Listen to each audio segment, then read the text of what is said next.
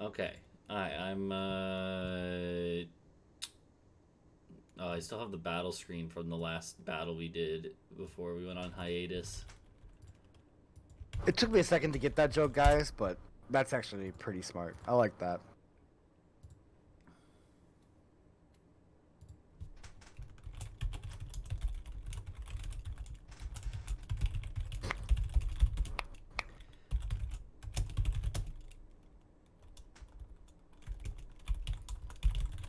Yeah, I'll probably be streaming for the whole day after this. I think this is the start of like a pretty long stream for me, probably.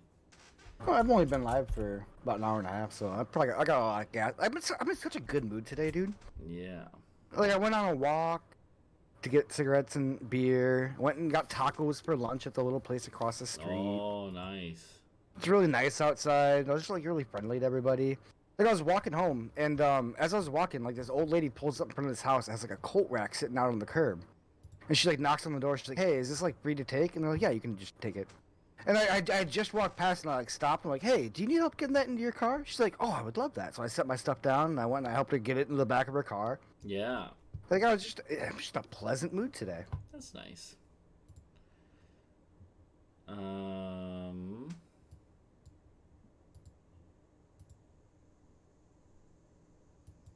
Oh god, I forgot Tartarus has his cursed picture. That's not cursed. I don't Not as know. cursed as like the cursed Tartarus on Rhett stream. um. Okay. It's not a module. It's just poetry's like homebrew campaign, guys. Well, not homebrew campaign, but That is the that's the homebrew setting. yeah, that's the name of the campaign. I thought it was a good name. Yeah, I mean, it really. I mean, it's mysterious and it fits the setting. Yeah, yeah. Yeah, let me open your stream up. I had your chat up, but I should have your stream up too. So I can like see what you're looking at for Oh, character I mean, stuff. I can send it to. I can just screen share in Discord so you don't have like the horrible stream delay. Nah, don't worry about it. It's fine because then it might mess up the screen thing for Fair enough. the cameras. Yeah, no problem. No problem. I like how we're looking. I like how we're looking opposite directions. Yeah, here I got it figured out. Okay, so let's see. Oh yeah, the last thing I need to do is get the cameras up, and also I'll cover up Tart's name with yours since. Oh. Yeah, here let's see. Let's do. Oh, how about that? How about that there, bud? Hey. Oh god, I blocked it all. Okay, there we go. We entered the gray void. Oh fuck. Is there a need for me to have your stream up, or No, it's you probably shouldn't mostly need to. you watching me doing stuff, right? Yeah, you don't need to have this. Yeah. So. Let's put text. So say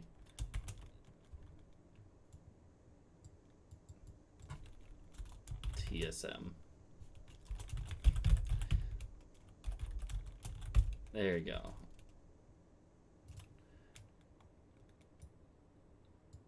Okay, now I need to fix it.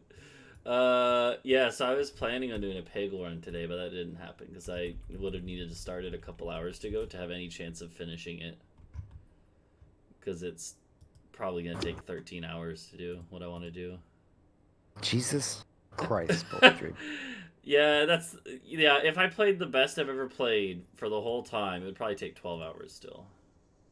I would give you so much more shit for Peggle if you didn't get such good viewership for it. To be fucking realistic with you. Yeah, dude. Yeah. Oh god, this is not working. Let's just make the text a different color. I mean, if it's stupid and it works, this ain't stupid, huh? Okay, what if we make the text red? There you go. Now people know where to find you. Okay, now I gotta get the camera set up though. Oh, there's me. Look at that. There I be. Okay, well. At least that's working then. You have 1,600 hours on Roll20? Yeah. Jesus.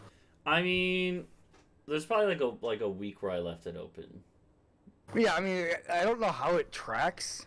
Yeah, Hours. Like if you're just like signed in, I guess it counts. but the other thing is that I mean, 3 hours for 3 or 4 hours a week. Well, okay, well, so like the past year, I've been playing in a campaign that's also on Roll20. That's about 3 hours a week. I also DM on Roll20 every week, about another 3 hours a week, right?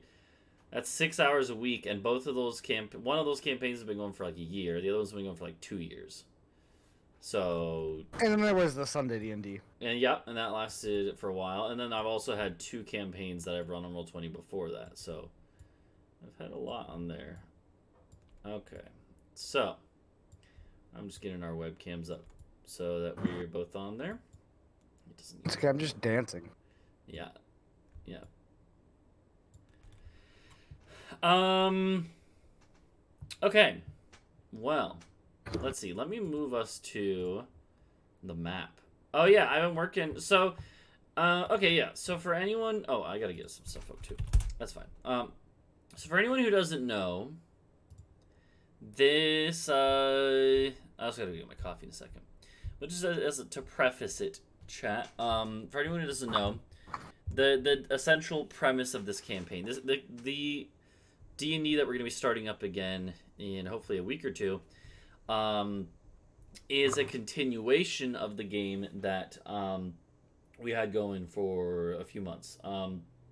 We had Tartarus and Perplex and Kragox and Drake. And just because of different things, we were playing earlier in the day because for like Perplex's work schedule, but now his schedule has changed again and he can't really play. And schedules have changed for multiple people. So it seems like it'll probably just be Tartarus from that from the initial group. And so I asked Tartarus, I asked him, would you, because he said he still wanted to play D&D. I was like, I do too. I was like, the choices you have are, we could either have your character branch off somehow, which I have yet to figure out. It'll depend largely on probably what we talk about today to some extent. I was like, well, we could have your character branch off and basically find a new group to adventure with. Or I told him we could also just start a new campaign. We could just start a new campaign with a new group and you. We could a new character, a new premise. And he said he wanted to continue with his character, which I think is fair. So, I think there's more to explore there. So, that is the plan. Is that we're basically going to make characters for a couple new players. We have TSM here, and I have talked to a few other people and haven't nailed down anything precisely with them. But, yeah, and so the idea is that this will be a continuation of the game we already had going on. And the premise of that game was essentially that the group was like a bunch of like Vikings, basically. My world is like I generally try to I like to take direct inspiration from like real world historical events and stuff, but with twists in different ways, right? And so, similar to the real world, I kind of have like there's a few different continents, but unlike in the real world, there are people who have been able to cross oceans at great distance for a long time. And so then you may be saying like, well then how are you going to explain like the continents there being like a new world, kind of like when the Europeans went and colonized the Americas? Is that going to happen even? And the answer is no, not necessarily, because things are a little different. The group found out the hard way that separating the world by some magical means is a massive magical barrier. Did you see that session, TSM? Okay, so this is not something that your character would know either, but Well, he might. Yeah, I yeah, that's true. I have two different character ideas. Okay, yeah. But when we get there, we'll get there. Keep going. But yeah, so the group went out on a Viking expedition, right? They ended up getting attacked by a group of like Vikings that hunt Vikings, like religious fanaticists who basically view it as like a challenge that they need to prove themselves for the gods in front of. You know, you get the idea. Um, and so they essentially the group like had to run. They had to literally row their boat further and further into the ocean till they finally got past where most boats would ever explore. And then a storm hit. They get swept even further out. They have no idea where they are until finally they hit this big wall, a magic barrier of light, and they have no idea what the fuck it is, and they figure out that they can't pass through it. It literally incinerates, it vaporizes any life form that travels through it, or at least the life forms that they saw try to go through it. And so they pray to their gods, and by some miracle, the gods open up a portal to another world, and that brings the players out of their world at the last second before they're smashed against this wall of magic. There's a whole bunch of other stuff that happened in that first kind of like season, you could say, where essentially they finally found their way back to the real world after a journey through the astral sea. And they finally make their way back to a normal world. But they find out that they're on the other side of this barrier. And at this point, they're on a new continent, right? Kind of like Leif Erikson, or like a group of Vikings in the real world. They are in a completely unknown place to them. When we actually speaks the same language. The what? So Well, everyone happens to speak the same language. Well, no, actually, they don't. There's a couple things. One thing is that even though the main languages spoken are completely different, there are some people who happen to speak a language related to what the players speak, right? The players speak basically like Norwegian Common. or Norse, and there is a group of people here who speak the language of the giants, which is actually related to the Norse-inspired language. And so they are like, that's weird. They don't question it though. And they get into a bunch of shenanigans. The first season, you could say, kind of ended with the players, like basically leaving their group.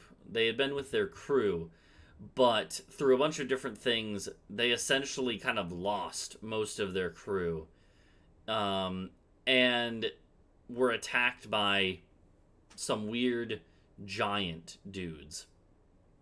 Interestingly enough, there were like these couple of half giants who commanded ogres and like these fanatic worshippers, who basically claimed to be servants of the gods, attacked the group, wreaked havoc among the group, and then basically left the players to have to figure out what to do. And at that point, the group basically decided, we're going to set out inland into the continent, and we're just going to try to find allies, try to find resources, try to find anything. And that's pretty much where we had to leave off. The group was kind of in the middle of a journey across a mountain range. And yeah, the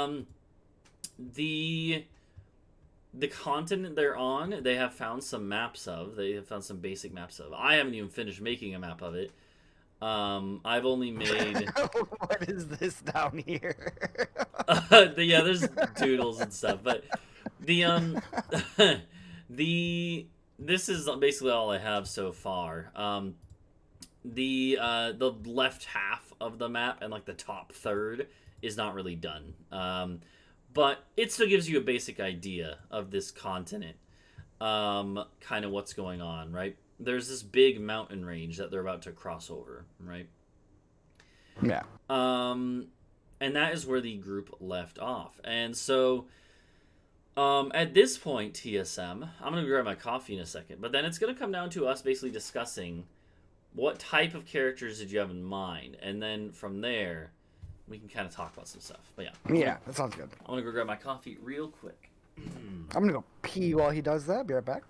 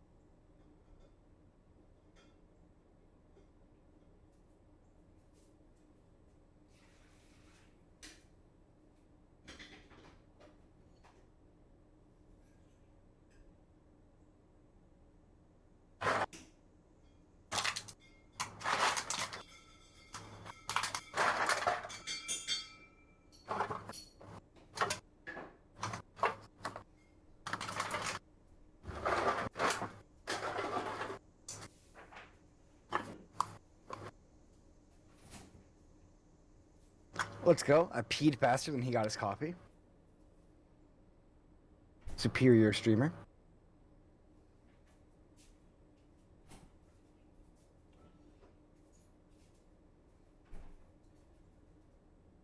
Oh shit! Farting on my roommate's door.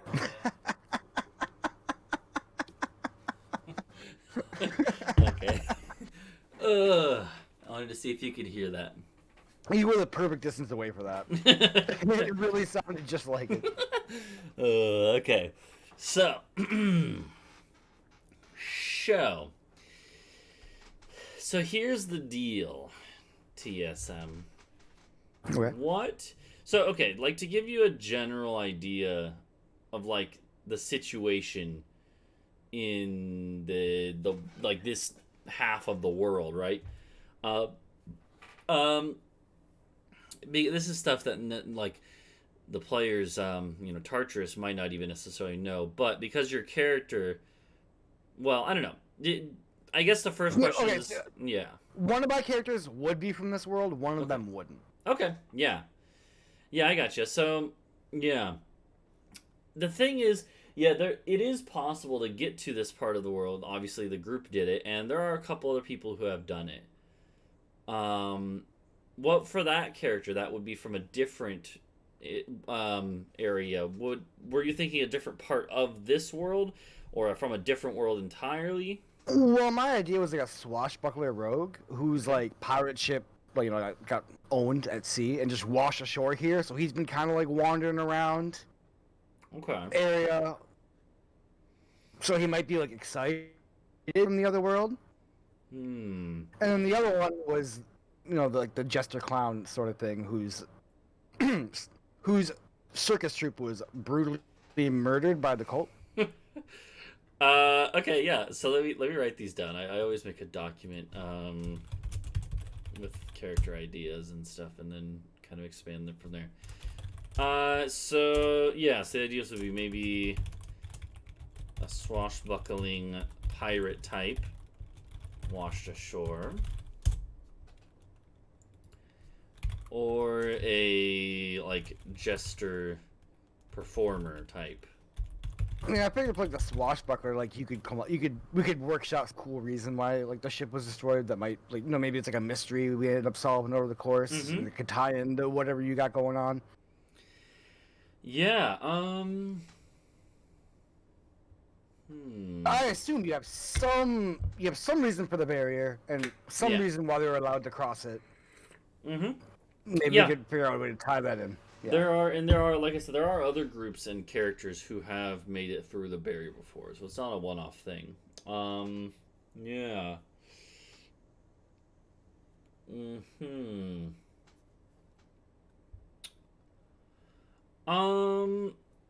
Yeah, that could definitely. Either one of those could work. Either one of those could work. we can. I think the swashbuckler is probably a better one. Okay. The other one's kind of a meme character. Okay.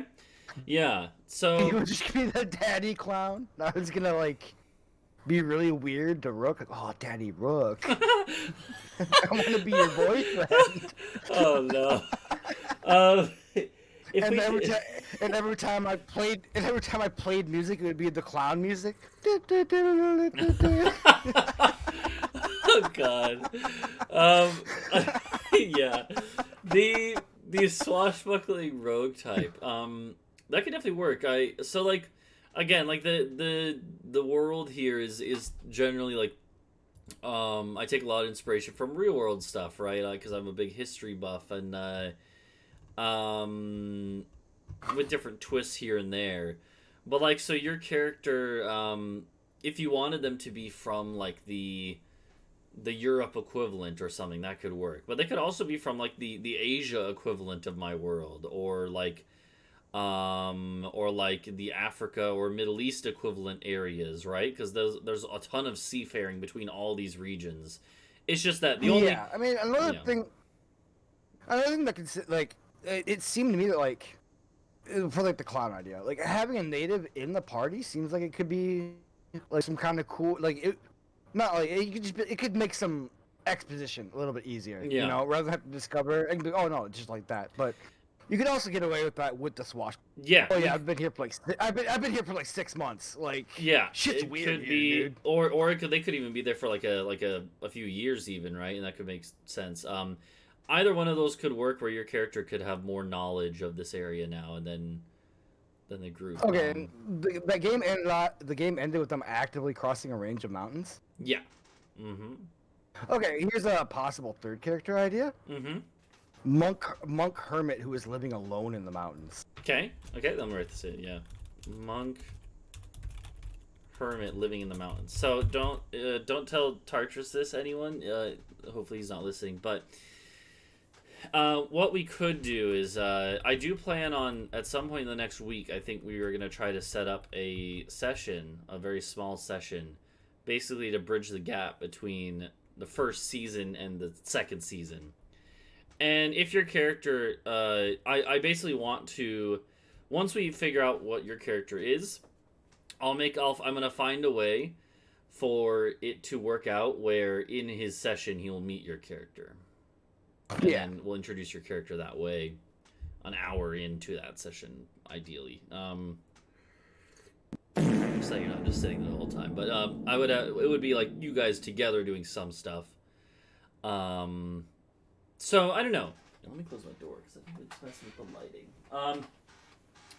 So yeah, like that could work. Is that like your character could, if for instance, I don't know if this would actually happen, but if Tartarus's character, like if something happens that breaks their group apart and like there's a dangerous threat, maybe he runs off into the mountains and then your character finds him like half dead.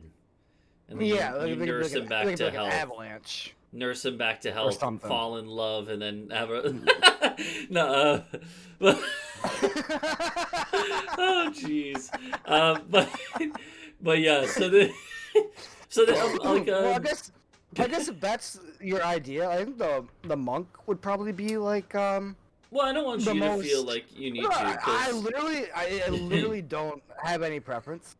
It could also be that because like it could also totally work with the other ones because I could also just have it be where Tartarus's character finds his way to another city, and we could honestly have it if you played like the swashbuckler, for instance, or the jester performer type. It could make sense in either of those cases that the group actually has a bit of a reputation now, because of some of the shit that they've been involved with. It could totally make sense for your character to have heard about this and be like, oh shit, that sounds interesting. I want to go check it out, right? For like the performer character, that make perfect sense. Maybe they're like, oh shit, this could be something I could write a song about or something, right? For the rogue, or even I've been hearing about these guys fighting the cult, and I've been actively searching them out. Mm-hmm. Yeah. So that could work. There's many different ways we could take this. So it doesn't have to be any of them. Yeah, Yeah. I mean, so my ideas are like I like being just like a straight DPS in these sorts Okay. of games. So like, that's why I'm with like the swashbuckler and like the monk. 'Cause I know monk can just be a DPS machine. Yeah. But I mean, I don't know who is or isn't going to be joining and what kind of characters you can have. So just having like a soft healer like a bard could be helpful, just from like a little bit of a metagaming standpoint. Yeah. It's honestly though, I wouldn't worry about that too much. There's um, yeah, I wouldn't worry about that too much. I don't want you to feel backed into a corner. Oh no, I literally like I Yeah. have a lot of role playing experience, so I'm Okay. really good at just kind of like falling into whatever character. All right. So it really doesn't bother me. Like I'm not gonna feel anything. Yeah.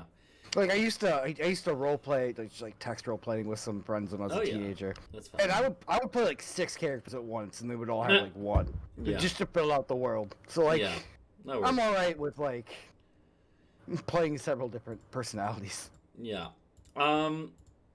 Yeah. So like, I guess the thing to know is so like either way, it'll be one of those things that probably your character will probably have been in like this part of the world for much longer than Yeah. Tartarus's character. So there's some kind of like basic background information just to kind of give you maybe because maybe it'll give you some more ideas. So like this is kind of like a fantasy Americas type of deal, right? Yeah. Um, Yeah. but there's also an added element where there are also I don't want to necessarily spoil things, but there Well, is if there's some stuff you don't want to like spoil the chat, but if you want to give me, you can just text it Mhm. in the private chat. Yeah, Here. it's not a huge deal. So like just to give the basics, like there in the past, like the barrier didn't always exist, right? Okay. Which I mean, it's kind of self-explanatory. Someone put it there, right? Okay. But there is influences of like other people too, basically, right? In other words, it's not just like a pure fantasy like America's, just like the fantasy Europe thing isn't just a pure fantasy Europe either, right? There's some Yeah. twists and things that aren't quite the same. But there's also tropes here and there too. Oh, I mean, like they have actual cities, and not everybody's nomadic. Yeah, well, I mean, yeah, there are big cities of like stone and stuff, right? There's still like nomadic groups and stuff. There's also like a classic of fantasy that I have as well as like there being like a like fantasy Aztec, empire Oh. basically. Human sacrifices. Yeah, Pog. there's I could be an escaped human sacrifice. well, so okay, yeah. So here's the thing, right? Is so there are some humans that live there, right? So like that like so the like Aztec Empire equivalent is actually an elven one, basically, and it's something the players have seen a couple times in the first season, is that there are these elves that have scales on them. I don't know if you heard about that at any point. I think in our one shot we maybe had Did one. we? Yeah. All I remember is just owning the tree. From Yeah. the one shot. There was that one like merchant or nobleman, you remember, who's like bodyguards you like kind of shit talk and Oh stuff. yeah. And that was one of these guys. So there's these things that are called they call themselves dragon elves because they have like scales and shit. They look like elves with some sort of draconic influence, and they are like the ruling class of the Aztec equivalent, right? And then below them, they kind of have like a caste system. Below them are lizard men, because that's like a classic that I don't have anywhere else in my D&D world. So they have like lizard folk that are like their kind of like servants, but there's also humans and like halflings and stuff that are kind of like basically enslaved by them. So Okay, so here's what I'm thinking. I think I might go with the swashbuckler. okay, And what my swashbuckler has done is he washed ashore, okay, kind of like figured out what's going on in the society, and he started kind of like a little bit of like an underground resistance movement to Okay. like overthrow the patriarchy. yeah. So that's just like one option, right? That's kind of like the big force in these continents, but like these are pretty big continents, right? So like beyond just like that one like Aztec inspired empire, right? There's also on like the continent here, which is that's not even on this continent actually. Um, on like this continent here, this continent is pretty much scattered with like a bunch of smaller kingdoms, right? Okay. Um, this continent, there's like basically the here. I'll draw some stuff on the map. So like this whole section here that the group was heading into is essentially just kind of like it's a very prosperous area, tons of like fertile valleys and rivers and stuff. Um, lots of agriculture, So but it's I would be from the Midwest. I mean, well, so, I mean, again, I'm just giving like laying out different options here, right? But like in this area, there are like every valley is like a different like kingdom, right? Some of them are humans, some of them are elves, some of them are dwarves. Those are like the main groups, and it's basically like there's like constant tug of war between them, right? One group conquers a bit, another group conquers a bit, but it's kind of like just a mess back and forth. There's not one dominant power really. Um, Um, is it known that this party is trying to cross? Like, would people know that they're heading west? um, Like, would it make sense if like I had some of like my little peons like crawling around like looking for them?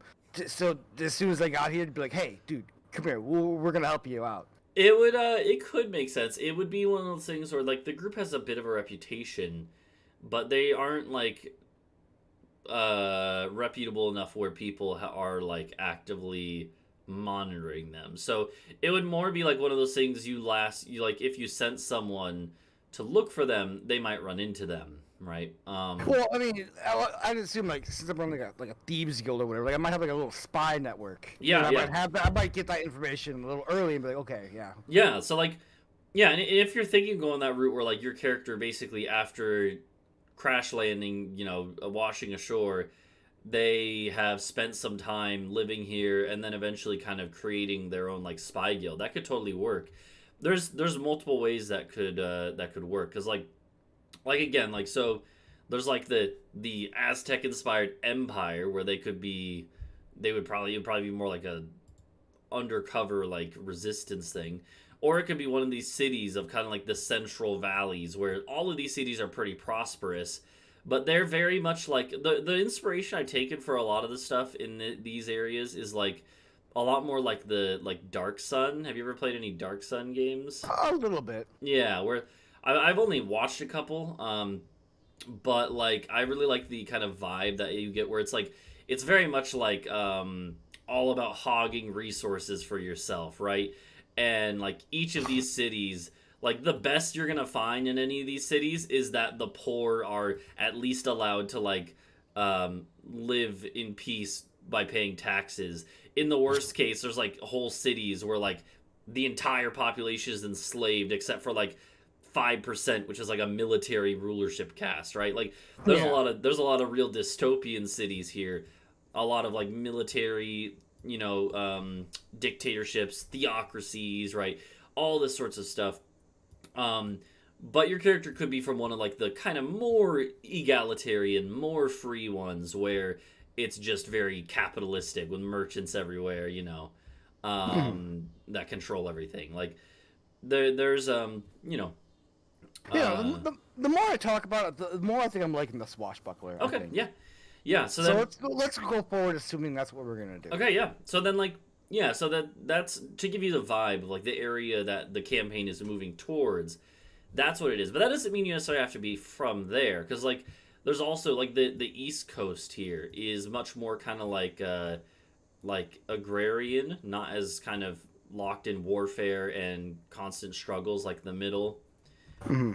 Again, further to the south off this continent is a chain of islands that is where the like Aztec Empire inspired area is, the draconic elves. Well, I was So just yeah. looking at this map, and for this to make Hmm. the most sense, I would either my ship would have either like I would have washed ashore either in the south where this creepy pig face is, Okay. Yeah.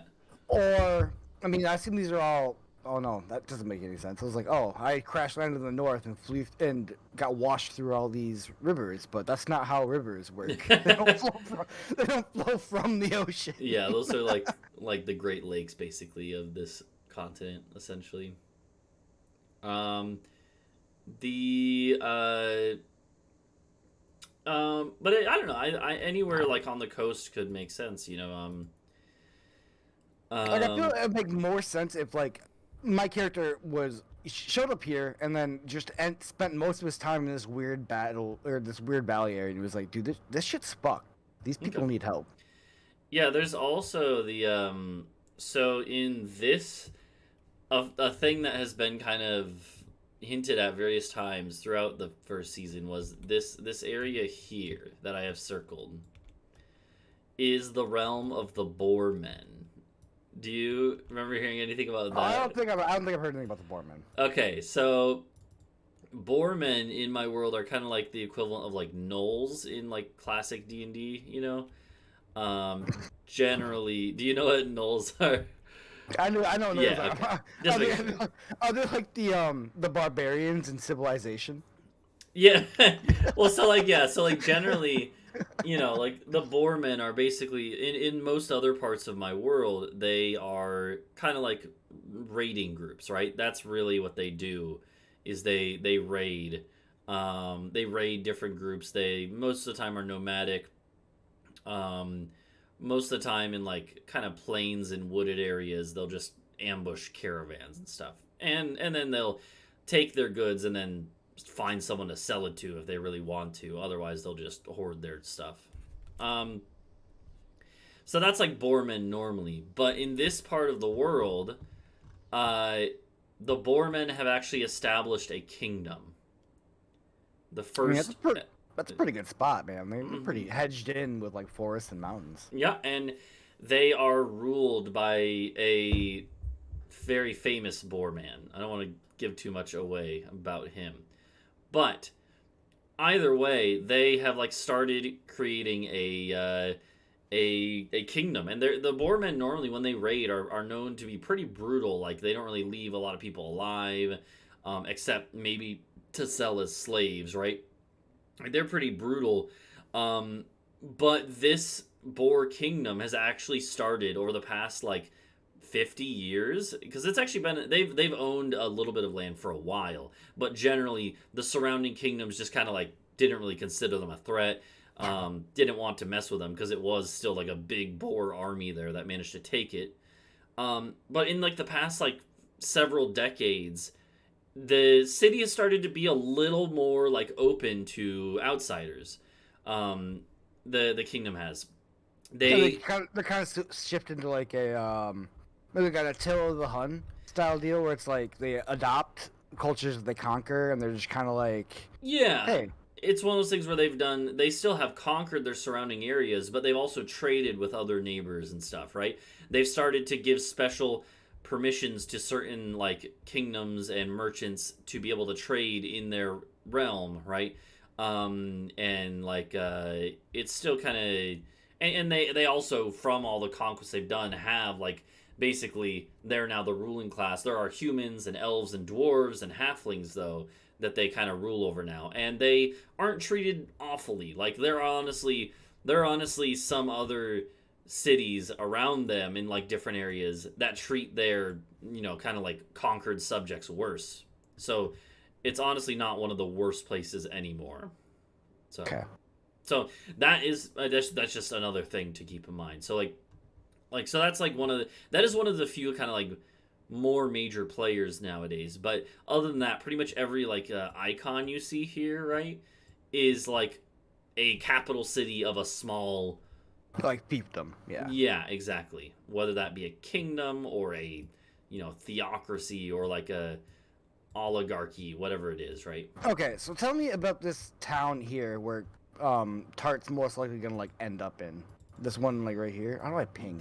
You hold the mouse button for a couple seconds. Mm-hmm. Yeah, like right here. Mm-hmm. I don't know anything. Okay. I So I don't know we can anything about most of these, honestly. So. Well, I mean, if you look at it, Mm-hmm. Oh, one It's- thing Yeah, I will say one thing I do know. These ones in the mountains are dwarven keeps, right? And dwarven cities. So I will say it probably is. There's probably a lot more dwarves there. Maybe it's probably still a human city, but this city probably has a mix of like humans and dwarves, and maybe some elves and halflings mixed in. Okay, but like how stratified would you say that you think the society there would be? Like, would it make sense for me to have like my headquarters here? I would say that one. This city would probably be like a typical monarchy, where it's probably not going to be too crazy Yeah, but dystopian it's or like, anything. is the king a dick? I mean, like the kings, like the monarchs of lots of these areas are very. They only are interested in their own preservation, right? Yeah, 'Cause- I'm just like looking around and like this Mhm. thing has two farm tiles next to it, and it's also on a farm Mhm. tile, so it feels like this would be rather prosperous Yeah, compared to what's going on around it. I definitely was thinking that this is like when I kind of thought about a lot of these places, right? This is probably like a bit of a hub, like in this area, like for trade Yeah, too, because that's what I was thinking between the mhm. north and the south. And not only that, but like one of the few passes through the mountains is right here. Yeah. So like this is probably to be like it probably has naturally, the society there has probably evolved to be generally more friendly to outsiders than some other ones. Okay, so yeah, it So would be that would make sense. That's where I would maybe like set up because it's a hub. yeah, You know, there's a lot of different mixing and matching of people passing through. I imagine it's Pretty one thing accepting. to yeah, like generally a lot of like the bigger cities are even the ones that are like more kind of authoritarian are generally still going to be like they realize it's in their best interest to at least let merchants trade there and stuff, right? Yeah, yeah, Because it brings in money. It's more kind of like the smaller out of the way ones that are probably the ones that are more like just we're yeah. just gonna conquer everything. Little Rick racist huts. I Yeah. get it. Hmm. But all around, like there's been so much conquest in this area in the past few hundred, even few thousand years, that there's been so much like Cultural overlap. exactly, yeah, like so yeah, this uh this whole area is very prosperous. There's a lot of people, but also a lot of conflict. So Okay. um yeah, so that could work. Let's see. It honestly could make sense. So like this big river here, the Mississippi equivalent, right? Hmm. It could make sense that your character maybe worked on like barges that traveled that river, because that would be a thing that I don't know how much like river traffic there is, but like it could be that after they initially crash, landed or washed ashore, maybe they found work since they were already a sailor of some sort, and then eventually found their way further inland. That could explain Yeah. how they Well, I got mean, there. I was kind of assuming just like a sole survivor scenario. Like I just am alone here. Like my ship just got owned, Yeah, and I just happened to wash up, and then I just have to like kind of blend in after that. yeah, yeah. Yeah, we can make this work. But So I mean, then, it would also kind of make sense if like there was other people. Like I had a few crewmates who survived, and I was like the captain of that ship or whatever. And then we just kind of like, you know, made our way inland, kind of figured out what was going on here, and we're like, yeah, I think that could work. So yeah, let's. So the question then becomes. So how old do you have in mind your character being? I would say like maybe like 30, 35. Okay. And like what is their like just like kind of generally what are your thoughts on them personality wise and stuff? Are they greedy? Are they ambitious? Or are they chill? Like Uh, I wouldn't say greedy. okay. I would say they're kind of like they're very like self-righteous, Okay. and they're just like sort of like sick of this shit, sick of these rich dickheads. like Okay. Yeah. I mean that's definitely even in the best of the cities that are in this area, they are still pretty like stratified, right? Between merchants and like the farmers and peasants. So yeah, um yeah. just like a working class hero Mhm. sort of dude. All right, and then I mean, folk hero's a background, right? that is a background, yeah. Yeah, I think that's what, kind of what I'd be going for. Yeah, there's also okay, so yeah, so 30 35. Um okay, yeah. So they let's see. Where what we should figure out is where would they be from originally? Cuz I hear what one thing I could do. Yeah, I could take us here. Okay, this is just the world map. This is like the northern half of the Europe equivalent continent, right? Okay. This is the reason I made this one originally is because this is where the players were from, was way up here in the north. Is this red line the barrier or? No, that was just from like one of the early sessions when we were Okay, trying to okay. draw what was happening at sea. All right. But like this whole oh, I just realized it didn't. Okay, there we go. The stream wasn't updating with it. There we go. So like this this is kind of the Europe equivalent, but then further south you have all the kind of like Mediterranean equivalent stuff. So it could be your character could be like from any different area that you have in mind originally. Well, what area would make most sense for me to like get inspired with like egalitarian ideals? Like, what would make me be like, Okay. why isn't everywhere like this? Or, Mm. conversely, what is an area that's so bad that my character be like, dude, this fucking sucks, that anybody has to live like this? Yeah. Okay. Interesting. As far as kind of like egalitarian stuff,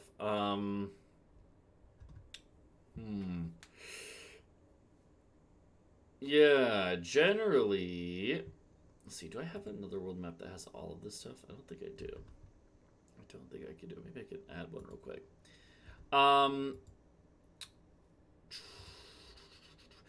So like there's a couple things. It could make sense if you wanted to go full there is like oh god damn, where is this? Hold on. Let me find this real quick. I want to find a map. Oh, here's one. Let's go. Put it on the right layer. I don't know. It's gonna be all stretched out one way or another. It's like this is like the other half of well no, it is the full thing. Oh, it's a little out of date. Yeah, it'll be fine. So I love how detailed this map is, but then all the rivers look like they were just drawn in MS Paint. yeah, well, I mean it's literally just a line of color and stuff. Yeah, Yeah. yeah. I need to go and touch up some stuff there. So Oh, okay. so this is definitely very European. Yeah. I see. So this is like the whole continent. I gotta update for stream. I'm gonna move And this over here. and Oh, then that's- and so now you can see in context of like where why is it still not updating? What the hell? Okay, it's OBS is not having a good time right now apparently. I just had the shit screen capture. Oh, you have like overlays and stuff. Yeah, that makes Yeah, sense. there we go. Okay. So yeah, so like this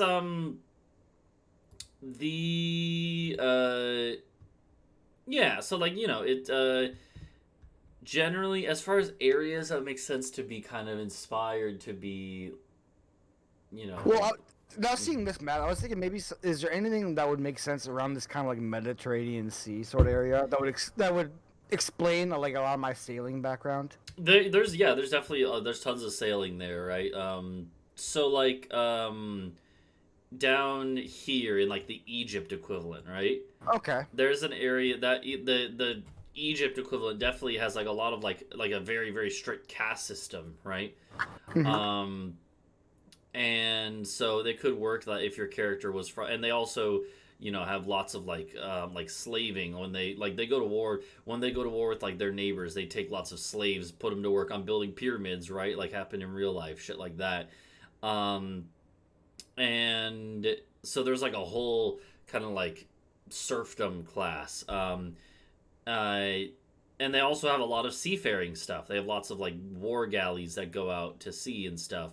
So it could make sense. Maybe your character, like worked on one. You know? Oh, I like the idea of like there was like I was I led a slave rebellion on a ship, Yeah, and that's how I started my like pirate fleet or that something like definitely that. happens. As long as there have been slaves, there's been slave rebellions. You know, so it happens definitely. I think that's something a cool background. Yeah, there's so that would be one option. I will say there's a couple of those that could work as well. So like one thing I would say is that in so that would be one where your character would have suffered this kind of in this system, right? Yeah, but another thing I want to consider is like I feel like my character should have, I mean, like some sort of education, Okay, yeah. maybe.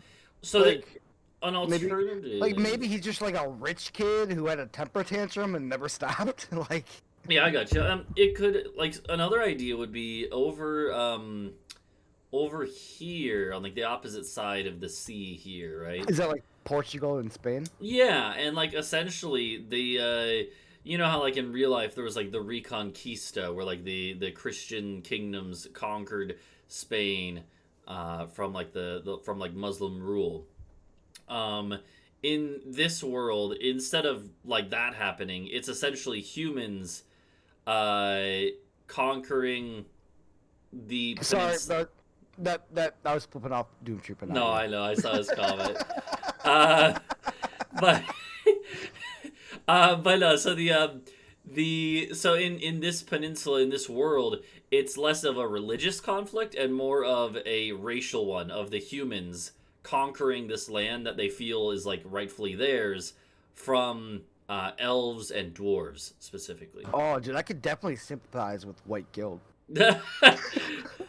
So like in this peninsula, right? There's basically for the past couple hundred years been a bunch of wars raging where the humans have been slowly making progress to take over the elves. Like the history of this world is such that like several thousand years ago, the elves were like the dominant ones. They ruled most of this continent, right? But then the humans and other groups started like kind of pushing back on this to the point where now humans are essentially slowly driving out elves from a lot of their areas.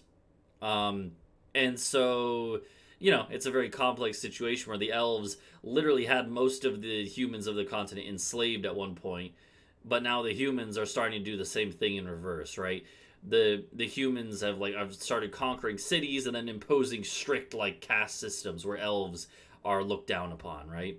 So it could make Okay. sense where maybe your character grew up around that and didn't like it because they benefited from it, you know? Well, here's actually what I would just keep up with an idea for. Mm-hmm. Let's say I was from like this Egypt equivalent, right? Mm-hmm. But I'm like the son of a merchant, so I'm used to traveling around and seeing all these different cultures and how things are, Okay. and Yeah, we that could. kind of Yeah, maybe it's like your character started as like a spoiled kid, got captured at sea, turned into a like basically made to be a slave. Oh, okay. I don't know. That could work. Well, that's what I was like. That's not exactly what I was thinking. Like, what I was saying is like, I went around with my, I went around with my merchant dad, saw all these different cultures, saw the the horrors of capitalism, Yeah. and was just like, yeah, okay, cool, cool, cool. Hey, Dad, I'm old enough now. Can I run my own trade ship? And then he's like, yeah, my son. And then I just dip with the ship, and then that's how I become a Oh, okay. pirate. Yeah. That Yeah, could work too. Like so that you were from the so like you're from this Egypt equivalent Nocthenia, yeah, but you were part of the ruling class and then you're like fuck this. yeah. Yeah, that could work honestly. I kind of like that. Mhm. Um yeah. Yeah, if you want to go with that, we could make that work for sure. I think that's cool because I think it would be a good machine to introduce some conflict later. Like Yeah. if we ever come back here, or if someone from here like Yep. ends up, they were like, hey, you're that dickhead who stole a ship and then started terrorizing all the fucking monarchies. Yeah. Mhm. So we could say that your character yeah, basically became like a pirate, right? Like at that Yeah. point, they probably targeted like merchant ships and stuff. Yeah, like just like targeting slave ships and freeing the slaves on it. Yeah, that would definitely be a thing you could do. Yeah, that's funny because that would probably honestly, it's probably one of those things where, well, luckily, Kragox, this would probably be several years in the past. But this is something that might have, it might even be that your character would have Oh no! What, interacted what are you with the. What are you guys doing in the Friday group, dude? They're well, they're like pirates on the in that like they're right now they are in like this spot. The map has been updated, but they're like right here, so they are in that area. They've been in that half of the sea there for like a while now, doing stuff. So, but no, like that would have been this would have been a few years ago. Yeah. So let's see. I'm curious how. Yeah. So like okay, let me write this in my notes. So I'm gonna write that your character was from like Nocthenia. Okay. Yep. Yeah, and if you want, like, you can if you want to use like you know, medieval Egyptian names and stuff that could even work. Okay. Or I've been watching Moon Knight lately, so I'm very versed on. and it's also if you want to, but you could also say that they took on a new name when they crash landed, or you know when they washed ashore. It's up to you. Oh. It's up to you. That could make sense. That would take on like an assumed name. Yeah. Because not knowing where I because like I could have crash landed and assume I crash landed somewhere here, and then later found out Yeah. I'm not. But I was. Yeah. Although, yeah. So I will say one thing. I generally with like languages and stuff in D&D languages, I generally don't use like there's no such thing as common in my world. So having been the son of a trader and being all over, like I probably think I would have flexible use of language. yeah. Like I'd be used Yeah, to I think that's fair. dealing with different people. It's one thing where your character probably will they will know the language of the area that they're currently in when we get to the start of the game, obviously. Yeah, I they- think it would make sense that he would tend to be able to pick up a new language Yeah. rather quickly. Well, not quickly, but like at least know how to do it. Yeah, though, and we could talk about like the mechanics of that because I generally have a system that's pretty lenient with that. Like, because I kind of impose the system on my players where I'm like, there's no common. I do have maps of languages like and have general ideas of that. I generally give the players one extra language choice just for free because the world is more multilingual than an average D&D world. That makes So sense. yeah, to kind of balance that out. But yeah, so like so we can say your character is from Nocthenia, this Egypt-inspired, very caste based society. They were the son of a would you rather have it be a nobleman or a merchant? I think merchant makes more sense. Yeah, it's one of those things where nowadays probably in this society the lines are relatively blurred anyways, but yeah. Yeah, true. Yeah, so the son of a merchant probably went to like the biggest academy in the land, right? Like was well educated or maybe had a personal tutor, I'm imagining, right? Like Yeah, it make more sense to have like a tutor that traveled with us because Okay. like I was traveling with my dad okay, to, yeah. to learn the trade. Learn and the it's like, well, we business, gotta- yeah. Yeah, exactly. Travel with Father Lot to learn the merchant trade. I guess that's kind of repetitive, the merchant trade. But was well educated by a personal tutor. And if we want to, we could even like at some point flesh out who that was and stuff. Because Oh, true. Yeah, Yeah, my maybe- sensei. yeah, because I don't know, maybe they kind of like helped instill the kind of rebellious Yeah. nature, or And something I like, mean, or like I the guess at this point, what we should do is we'll sort out my daddy issues.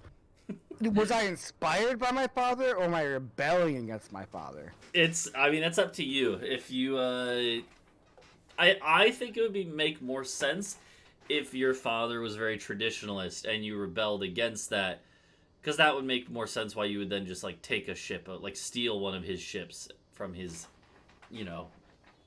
convoy. Well, or whatever. it could be one of those things where like my dad was actually like very egalitarian, and I learned a lot like he treated all his workers really well, and Okay. he ran a really ethical business. And then, like at 18, 19, I kind of had like I think I know better, and it was Yeah. like you're still complying with like a really fucked up system, so I'm gonna do this instead.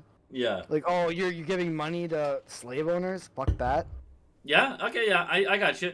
Yeah. I like it. We can make the work. The son of a merchant. Once you figure out your character's name and like stuff, we can figure out the name of like your father too or whatever. But it doesn't matter right now. Um. But yeah, they so the son of a merchant.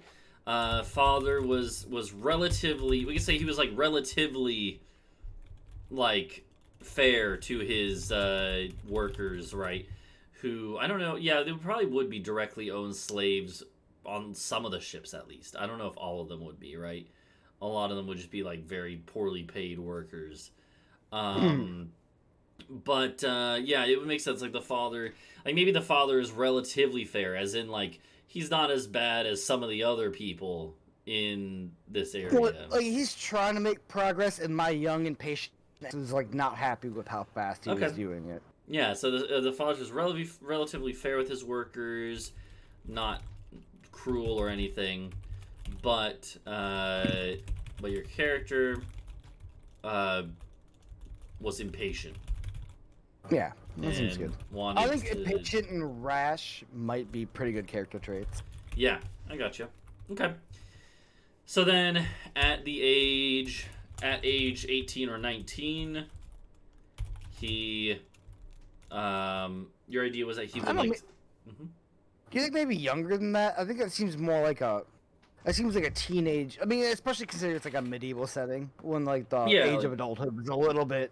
that's true. I Little guess bit by the younger. age of 18 or 19, your father would probably be like handing some of the business off to you. So it'd probably make more sense if it was like 15 or 16 or so. Well, I mean, it could Yeah. still be 18, 19, but maybe there was like a there was a certain event that kind of like kick-started my, you know what I Okay. mean? Like I've been doing it for a year or two, and then like something happens, and I just kind of like snap. Okay. Yeah, I have an idea for something that could work there. Okay. Yeah, so how about I imagine like your character's dad would probably like being a merchant probably has very close ties with lots of other merchants and suppliers and buyers, right? Mhm. I imagine like what if your character had like befriended a few of like the indentured servants that you guys have. Okay. Like knew a couple of them, was good friends with them, right? And then like during this like some like business meeting, one of the like servants, like personal servants to you that you're friends with, does like a slip up, and this other merchant is so angry that they demand to have them executed or some shit. Yeah, I like That's that. that's I like juicy. that. That's Yeah. It's like the worst type of. Oh yeah. Okay, that's so Mhm. terrible, but Oh, yeah, very it's good. juicy. Very good. Oh yeah, I like it. So I'll write this out. So at age 18 or 19, he was already starting, and also you. By the way, you could play a girl character too, obviously. But if you want. No, to no, no. play I really like this. I like to have. I haven't really played D&D before, but Yeah. I like to have a character that feels lived in, and it's all kind of just. Yeah, It I makes got you. sense and stuff like that. Yeah. I really like this collaborative character building a lot. Yeah. Yeah. No, it's good. So yeah. So let's say like at age 18 or 19, he was already starting to or he was already like yeah. All right. So at age 18 or 19, he's already starting to like take on the business a bit.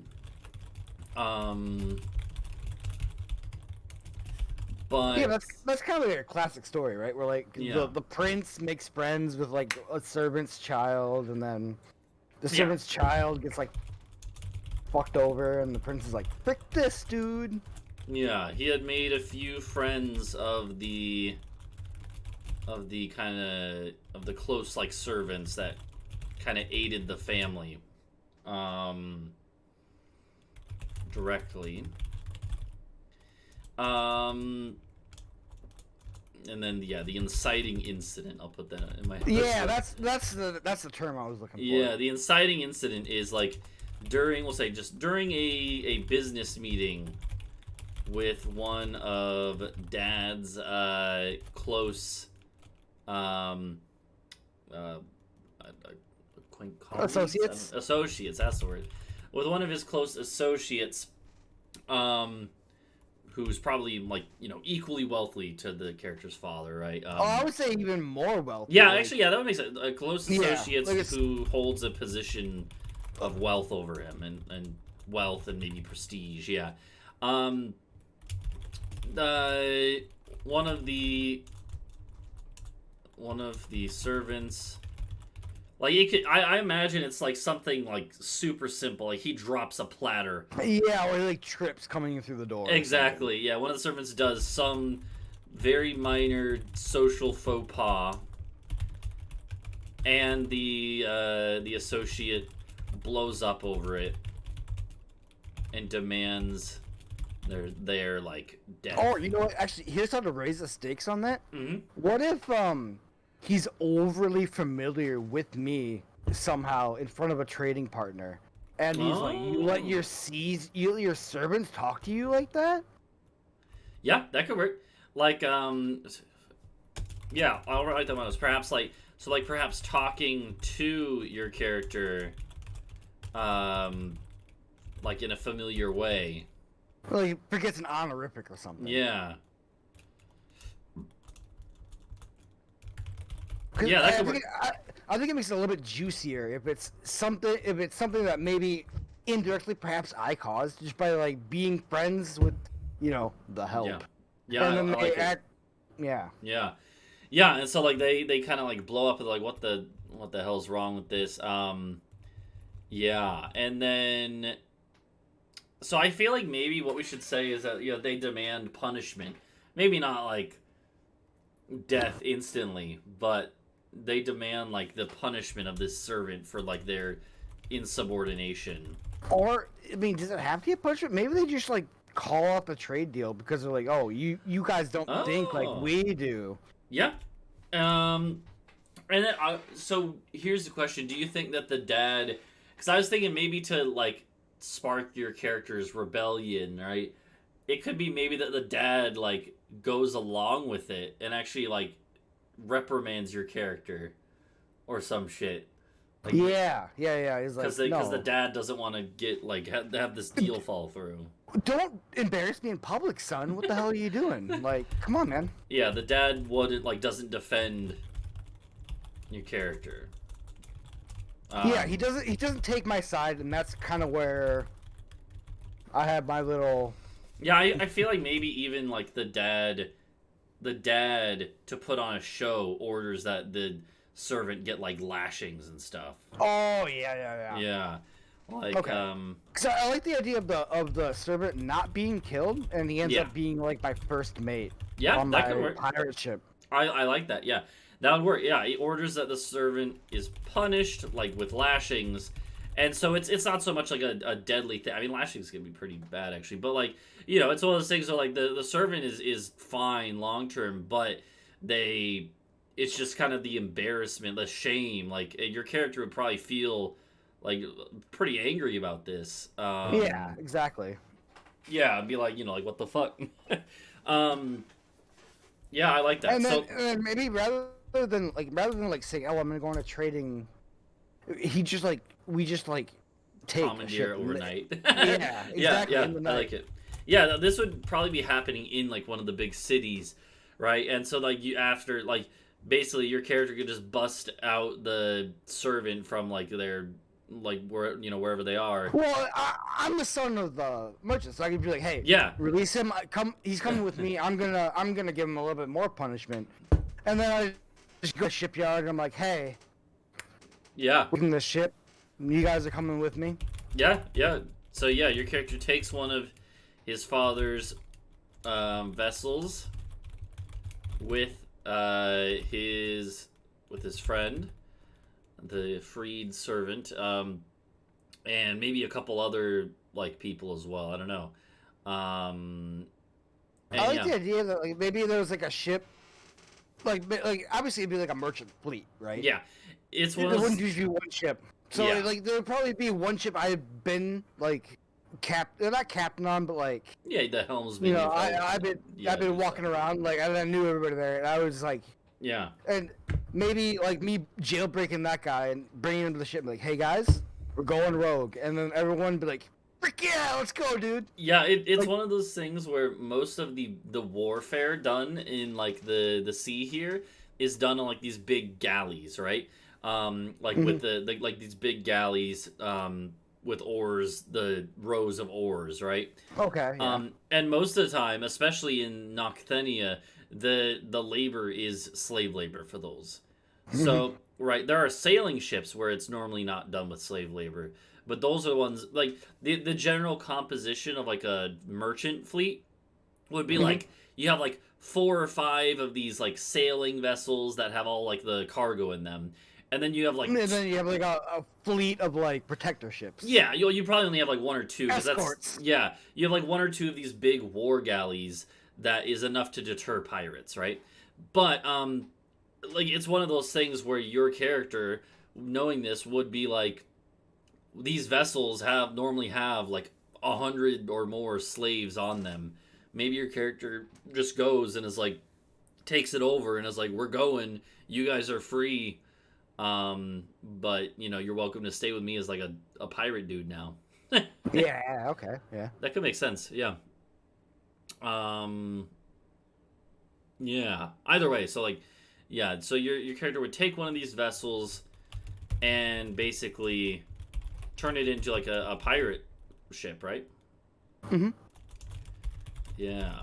And then we would go just like we would see slave trade ships and be like, go fuck them up because we were like a very wealthy merchant, so we have like, a sick ass ship. Yeah, exactly, yeah. So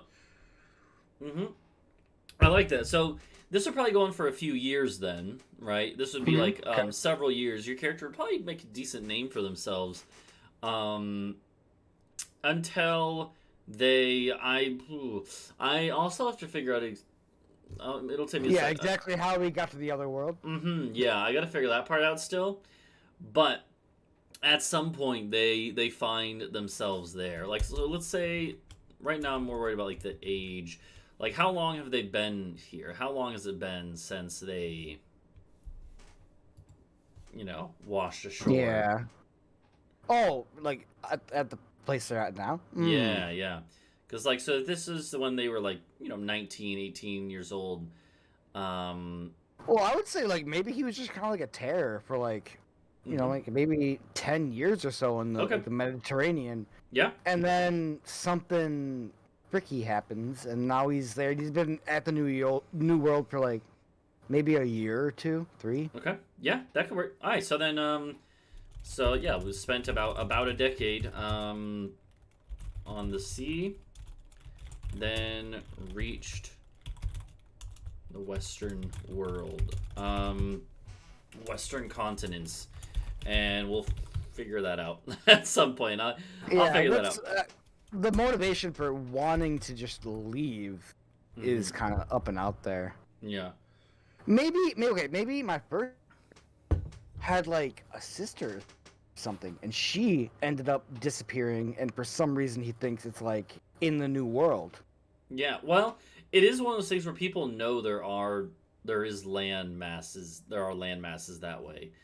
It's just that no one has been able to get like the barrier is something that people know about, but no one knows really what's past it. Just that there is something there. There are like very occasionally there's rumors about stuff being over there, but no one has like returned to be able to tell, right? Okay, being as vague as possible. Mm-hmm.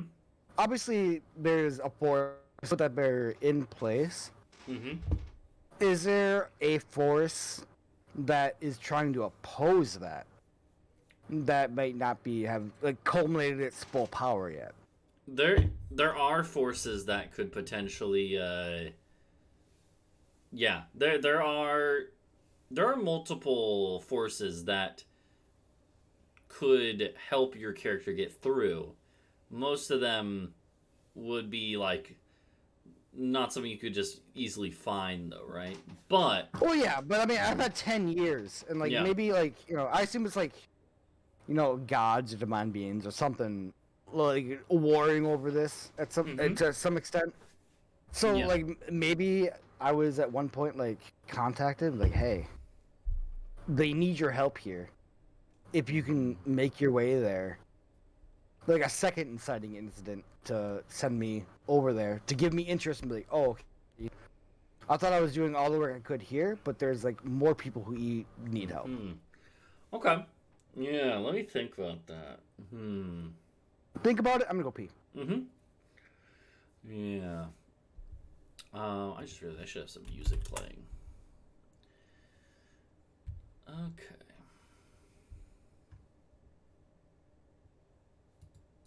Hold on, let me get some Witcher music. I always like using that.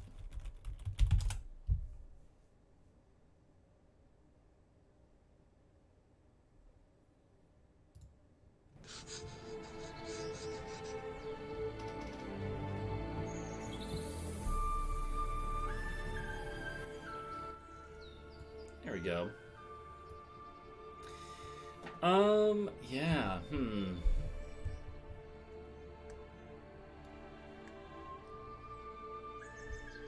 I have some ideas. I'm gonna write these down.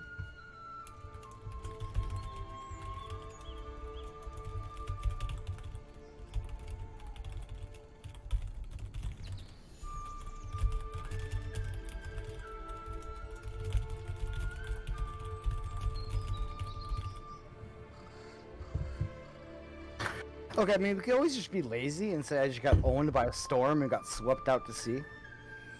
Yeah, I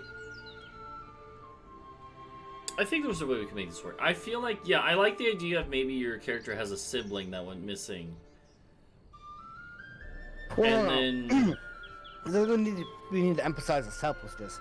It's about my first mate's sibling, okay, yeah, the slave that I, Okay. broke out of jail. okay. I think that works. So, like, his, actually, yeah, I like this. So, They got split at some point as slaves. They were sold to like different owners, yeah, and they were on a ship that just disappeared out into the I like nothingness. that. Yeah, I like that. So he finds out that the, brother or sister, it's up to you, brother or sister of this guy. I feel like it's good storytelling for it to be a sister. Okay. Maybe a little Finds- sexist, but Yeah, okay, yeah. So he finds No, out that the. as a big brother, I would like to protect my little sister. Yeah, I gotcha. Yeah, so he finds out that the sister of his first mate, was taken. Here's how we can make it make sense. What we'll say is that they were bought by, like an elven merchant from this. You see this island over here? This like large Okay. island. The This is boot.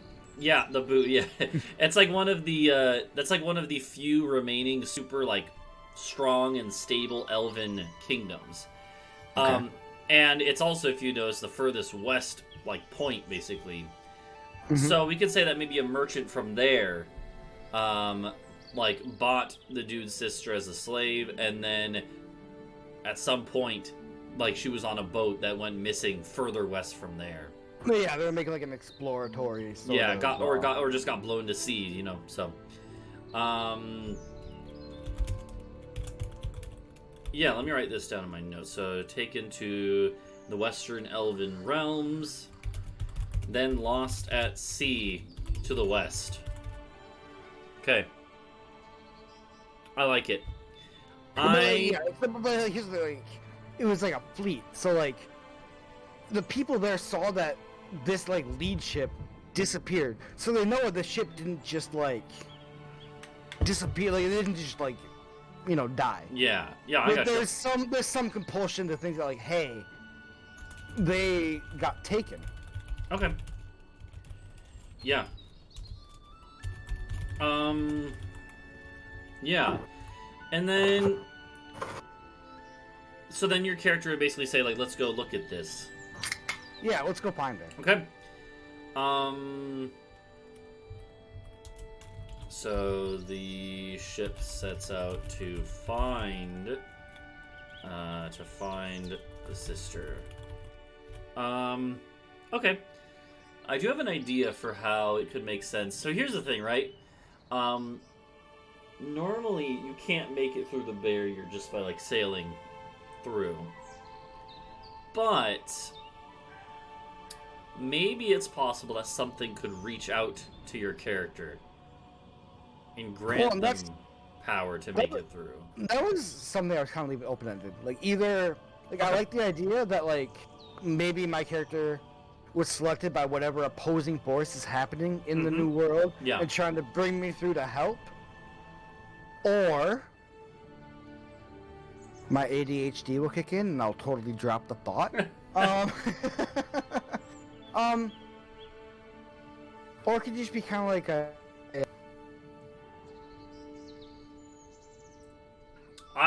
how about this? Okay. What if your character... I like to think that your character sees the barrier looming, right? Your character and their crew reach the barrier, right? And maybe it's like during a storm, it like that they themselves are caught in. And then they like hit the barrier, which by the way does have like collisions enabled. That's what it is. That's what I was thinking of. Like that's how my ship gets destroyed. It's like hitting the barrier, and then like only a few people from my ship survive it. Yeah, and then I think maybe they just get knocked out, and they don't know how they actually made it through the barrier. Okay, yeah, we just explore that mystery later as a. I have an idea, but yeah. Yeah, I mean, you don't tell me too much, but if anything to open up a cool story hook, you know. I have a little bit of idea. So that will I'm not gonna reveal now. Well, obviously. Yeah. So okay. So yeah, let me write this down. So the ship reaches the barrier. Like, is it well known what the barrier does? Like, do we just know that you like sail into it, you get fucked? There's like hardly anyone has actually gone and seen it and then come back and lived. Okay. So it's one of those things that no one really. It's not commonly known. Okay. Like it's rather one of those things like where there's probably a million rumors about what it does. Okay. Right? Like, and probably there is a rumor that has the right info, which is that it zaps you if you try to go through it. But there's also probably another rumor that's like, oh, it teleports you to heaven to see our gods, and there's a whole bunch of other shit too. So, yeah. Either way, people know that most people don't come back from it. So, and at that point, it's one of those things where because of the reputation it has, where most people realize you shouldn't go that far out to sea. No one does because they don't want to. Most people don't have a death wish. It's not like it's really experimented on that much, but yeah. So, yeah, I like this. So okay, so the ship reaches the barrier and crashes, and your character blacks out. They wake up, washed up on a shore. And so then this is where we'll go back to the other map. Yeah, I was saying, take me to the other map so we can figure out where I washed up. Mm-hmm. If you, Okay. If you want... I also want to... I have an idea. Okay, so one thing I will say. I'm not going to tell you why this is, but I think your character would wake up holding a gemstone in their hand. Okay. And they have no reason why. So that's something you'll start with. Does it let me turn into a Power Ranger? No. Trying to think what type of gemstone it would be. Either way, you're holding some... I'll figure that out. You're holding a gemstone. A finely polished gemstone. Okay. In one hand. And yeah, you'll have that you can try to figure out what the meaning of it is during the campaign if you'd like. Yep. But yeah, so does Rook have a similar gemstone? No. Okay. No, he doesn't have anything like this. Okay.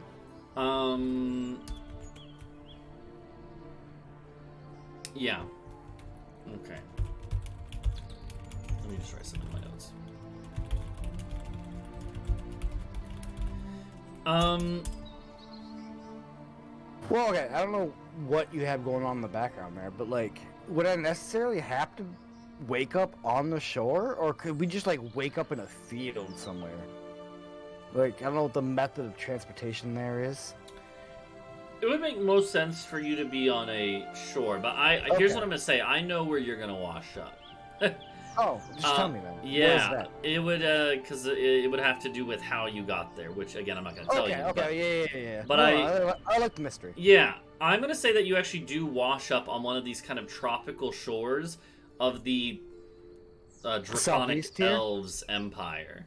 It would actually not even Oh. be on the map. It would be further south, Oh, okay. in like the Aztec-inspired area. All right. Which I do have a name for somewhere, but I don't remember what it is off the top of my head because it hasn't really Well, been. then, how would I have gotten to this continent? Well, that's for you to tell me. Okay. Honestly, I mean, it's up to you how. From there, I guess like a good idea would be like, okay, so I assume there's like an island south of here, like that's where the. there's a bunch of Dragon Elves islands. are- Yeah. Okay, it's like an archipelago. Yeah. A few bigger islands and then a lot of smaller ones. I guess. What would make sense? What The- would draw me to this large central landmass? I would say guess? part of it would be that you wouldn't really be treated very friendly where you end up. Like as soon you probably like stumble into like a town and immediately like get shackles thrown on you because they think you're an escaped slave or serf or Okay. something. Okay, that makes sense. I like that. And your character is crafty enough that we don't even need to worry about the details. You find a way to escape at some point, right? Your character's Yeah. crafty, and they know a thing or two about breaking out of slavery. But Yeah. yeah, and honestly, it could be one of those things where your character even like realizes that it's like there's a lot of other slaves here, but unfortunately, he doesn't really have any way to help them right now. He would realize because it's like. He doesn't have any power base or anything. Okay, well, I mean, obviously, there's the dragon. Are they in conflict with people in this valley here? They. Like, would I know enough to be like, hey, if I go north, and I can gather resistance and come back and maybe save the rest of my crew? Like maybe I can only escape myself, but Yeah, I actually like this. Yeah, so let's say,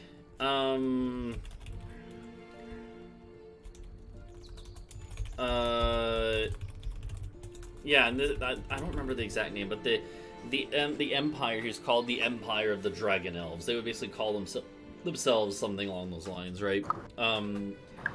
They here's what I'm thinking is, yeah, like your character would be like basically enslaved again. Well, they were never enslaved before, but they would be enslaved now themselves.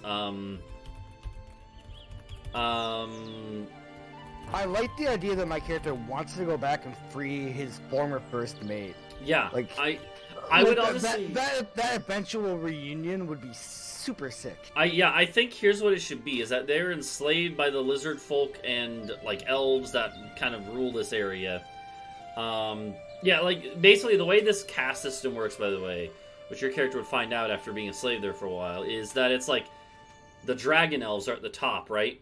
Mhm. They make up like 5% of the population. Then there's like another like 60 to 70% of the population is lizard folk, actually. Scaled lizard folk. And they are like they literally worship the dragon elves.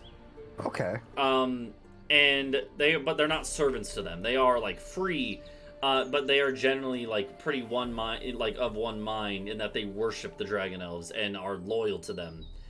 And then like the other like 25% or so Yeah. of the population is humans. There are actually non-draconic elves, so also them, dwarves, basically anyone who isn't one of the other two, who is enslaved, or at the very best like a indentured servant. So I already have it in my mind. I'm like, hey, dude, slavery sucks. And then I'd be put into it, and that would really kind of just cement the kind of rebellious, like, insurgency. I like to think that as, like, when they get enslaved, though, with of the 3 or 4 crew members they have with them, right? Because, I like the idea that you guys all wake up together, not knowing how, right? Yeah, It's yeah. seemingly a miracle. You all stumble into town and are immediately just captured because you look like Yeah. like escaped slaves or something. And I like to think that then you're split up, so you have no Yeah. idea where your other crew members have been taken. Like maybe when I get jailbreak, I can only like free Yeah. like my own cell block or whatever. Like I only get to bring a few people with me. Yeah. And I like to think that maybe at this point you've even seen that like your first mate, your friend, was sold to someone else or something even. So you don't know where they are exactly. You're gonna have to find them. Okay. Yeah. But either way, yeah. Um, This is super fun, by the way. yeah. This part is always pretty interesting because we kind of go through a lot and figure out a lot of stuff. So and it also helps me world build for the stuff. So yeah, so enslaved by the lizard folk, split up. Or yeah, so when he breaks free, he's unable to free anyone else from his crew, but maybe a few other kind of random people there though. Yeah, maybe it's like a group cell, and I just managed to break the lock on just where we're at, Yeah. and then we're immediately found out, so we have to just dip. We can't go around. Yeah, and then I would say maybe this like at the point when you break free. This is after like a few months of like kind of working under the people here, and maybe you have started to learn some of the local languages, right? Well, like part of what I was considering is like, I'd be in like this group cell. Yeah. And, maybe some of my crewmates are there, but there's also like some natives who kind of like know what's going on. Yeah, I like help get me up to speed. I like to think that maybe it could even make sense that you meet someone from like one of these kind of like inland valleys, right? Oh, and they tell me stories of their homeland. Yeah, oh, yeah. So, okay. So like meets a person from the inland kingdoms, which is just kind of the general name, right? Who talks about how they miss their home, where it was still not great. There was still war and stuff, but it at least wasn't like this.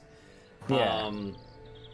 Like maybe just like a prisoner of war or something. Yeah, well, that's the thing is that the draconic elves have been actually trying to. They have conquered some of the ports on like the southern coast of the continent. Right? Okay. Not only that, they have other kind of expeditionary groups that have gone further inland, and mercenary groups that have gone to fight in some of the wars. They desperately want to expand northwards. It's just that there's a lot of different complex forces at play, right? They haven't had an insane amount of luck, but they certainly have had wars with people. So at some point, they captured this cellmate of yours.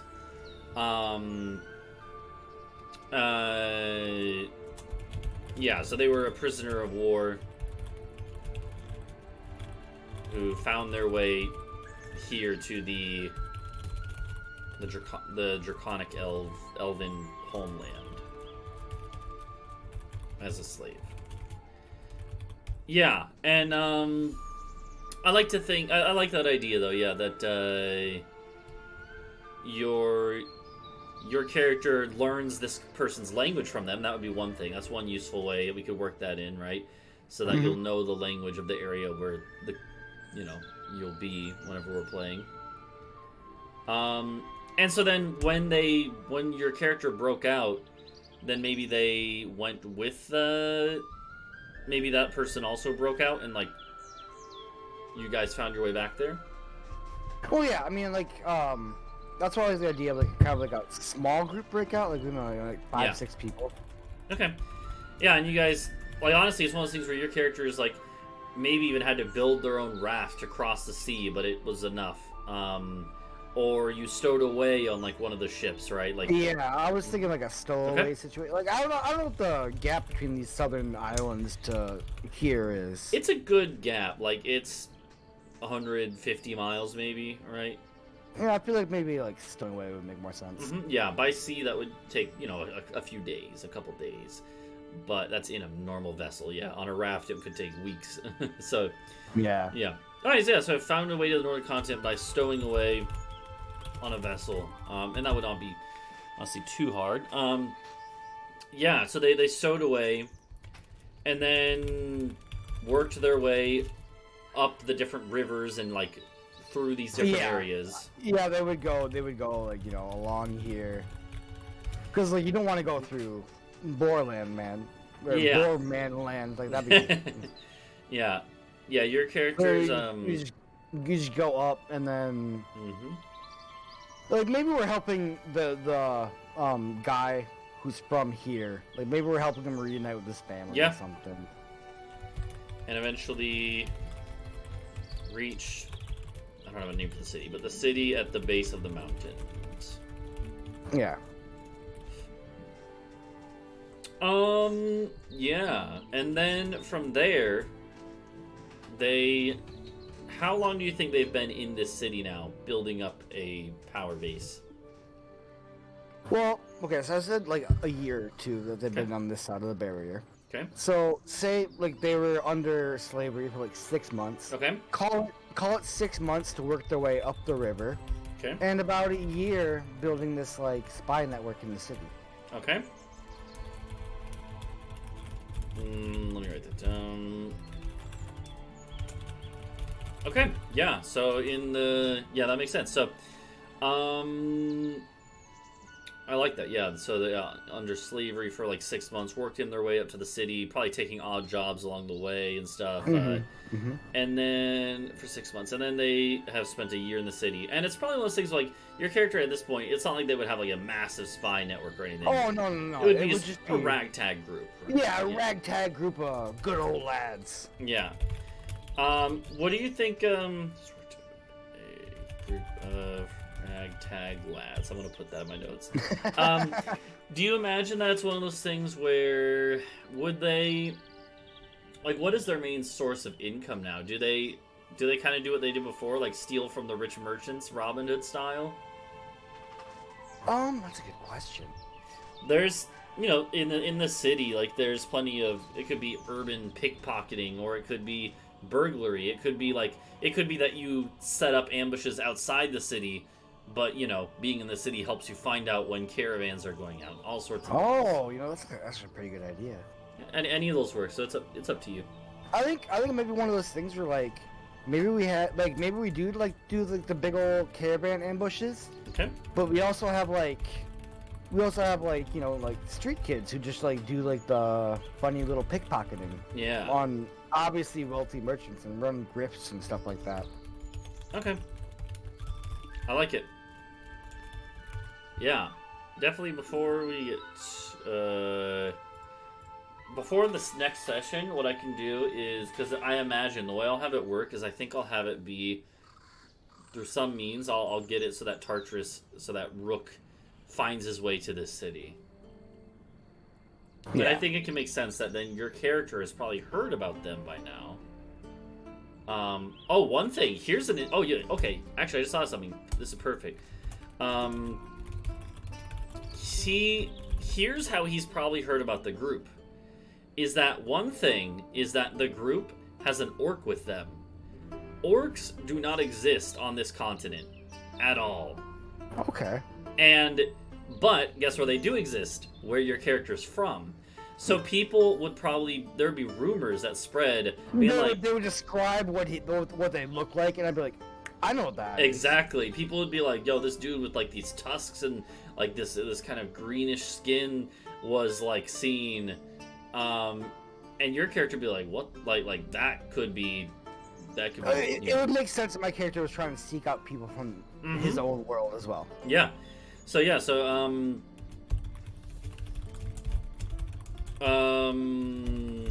then that would be part of the rumors. Then those rumors would also be with like oh yeah, and this orc, or you know, they wouldn't call it, this weird dude was with a group of people who fought a bunch of these half giants, which your character has definitely heard about at this point too. So, all right. Yeah. Yeah. So that would definitely work. Yeah. Yeah, that'd be like a really fun campaign where like we're just kind of like trying to build up this resistance, and then we can kind of take on bigger and bigger enemies and stuff like that. Yeah, it is one of those things where I don't know if the group. Well, it's going to be up to you guys where you go because I have some ideas, but it's going to be fairly open, right? In terms of Oh yeah. what you guys pursue, but yeah, yeah. So Yeah. you got a pretty good nestling here. Is it time to start building the actual character? I think so. Yeah, I think this is about time. If I have any other things I think of, I can ask. But yeah. Yeah, Yeah. we'll work it out as we go. Mm-hmm. All right. Yeah. Let's see. So I guess I need to give you a character sheet then. Yes. Also, hold my hand on how to fucking get Okay. there. Yeah, no problem. So at the top, there's the second button from the left is gonna be where you go, and then I'll give you. Hold on.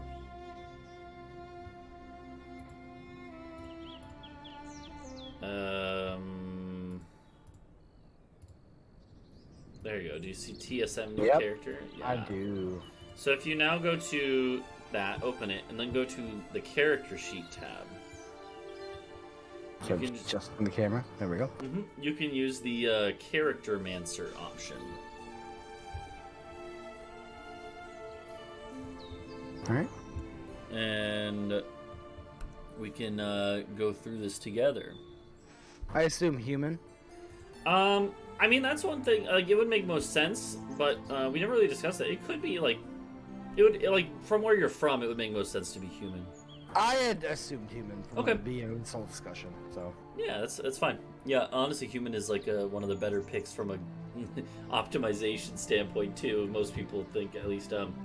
But yeah, so yeah, and then as far as alignment, I'm assuming like chaotic good. yeah, that's what I was thinking. I don't know.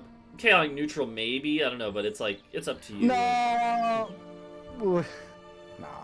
hmm It's just one of those things. Like, I guess the thing is, would your character ever like take vengeance on someone? That's kind of where I draw the line between good and neutral. A chaotic good character probably would never take someone's life just from pure vengeance. They would just whereas a chaotic neutral character hates authority and stuff, and is willing to maybe do some gray things, right? I don't know.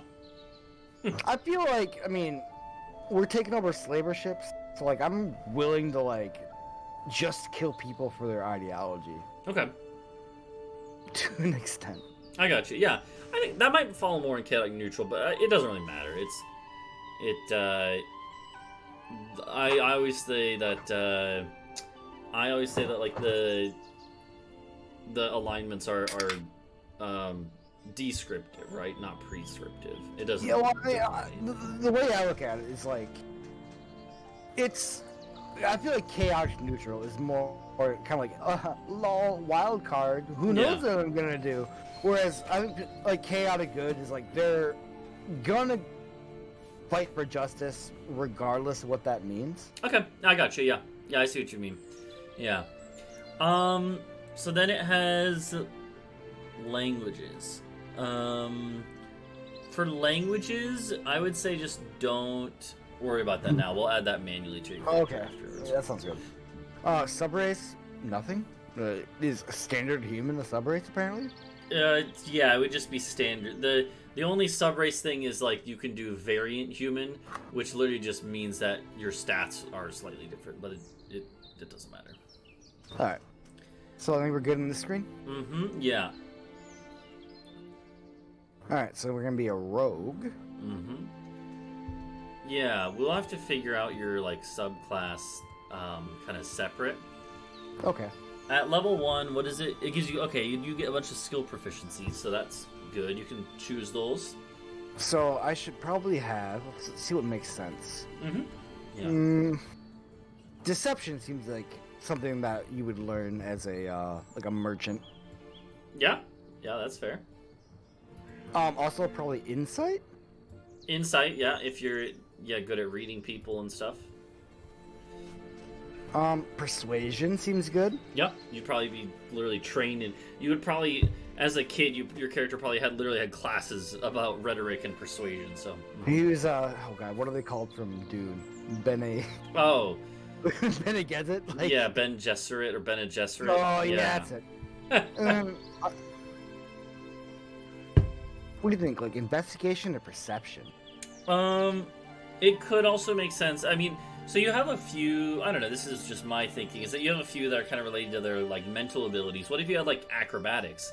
Yeah, I was thinking acrobatics as well. Because they're. I mean, if they're going to be like a rogue type of character, right? They're probably going to be, and you know, working on a ship, they probably learn to be fairly nimble.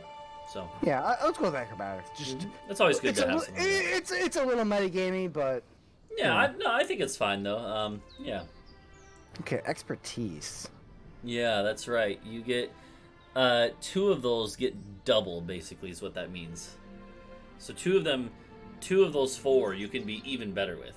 Oh, also you also have thieves' tools proficiencies, which is separate. Yeah. I imagine one of those things, since your character wasn't a rogue in the sense of like a burglar, really, they probably don't have a. Yeah.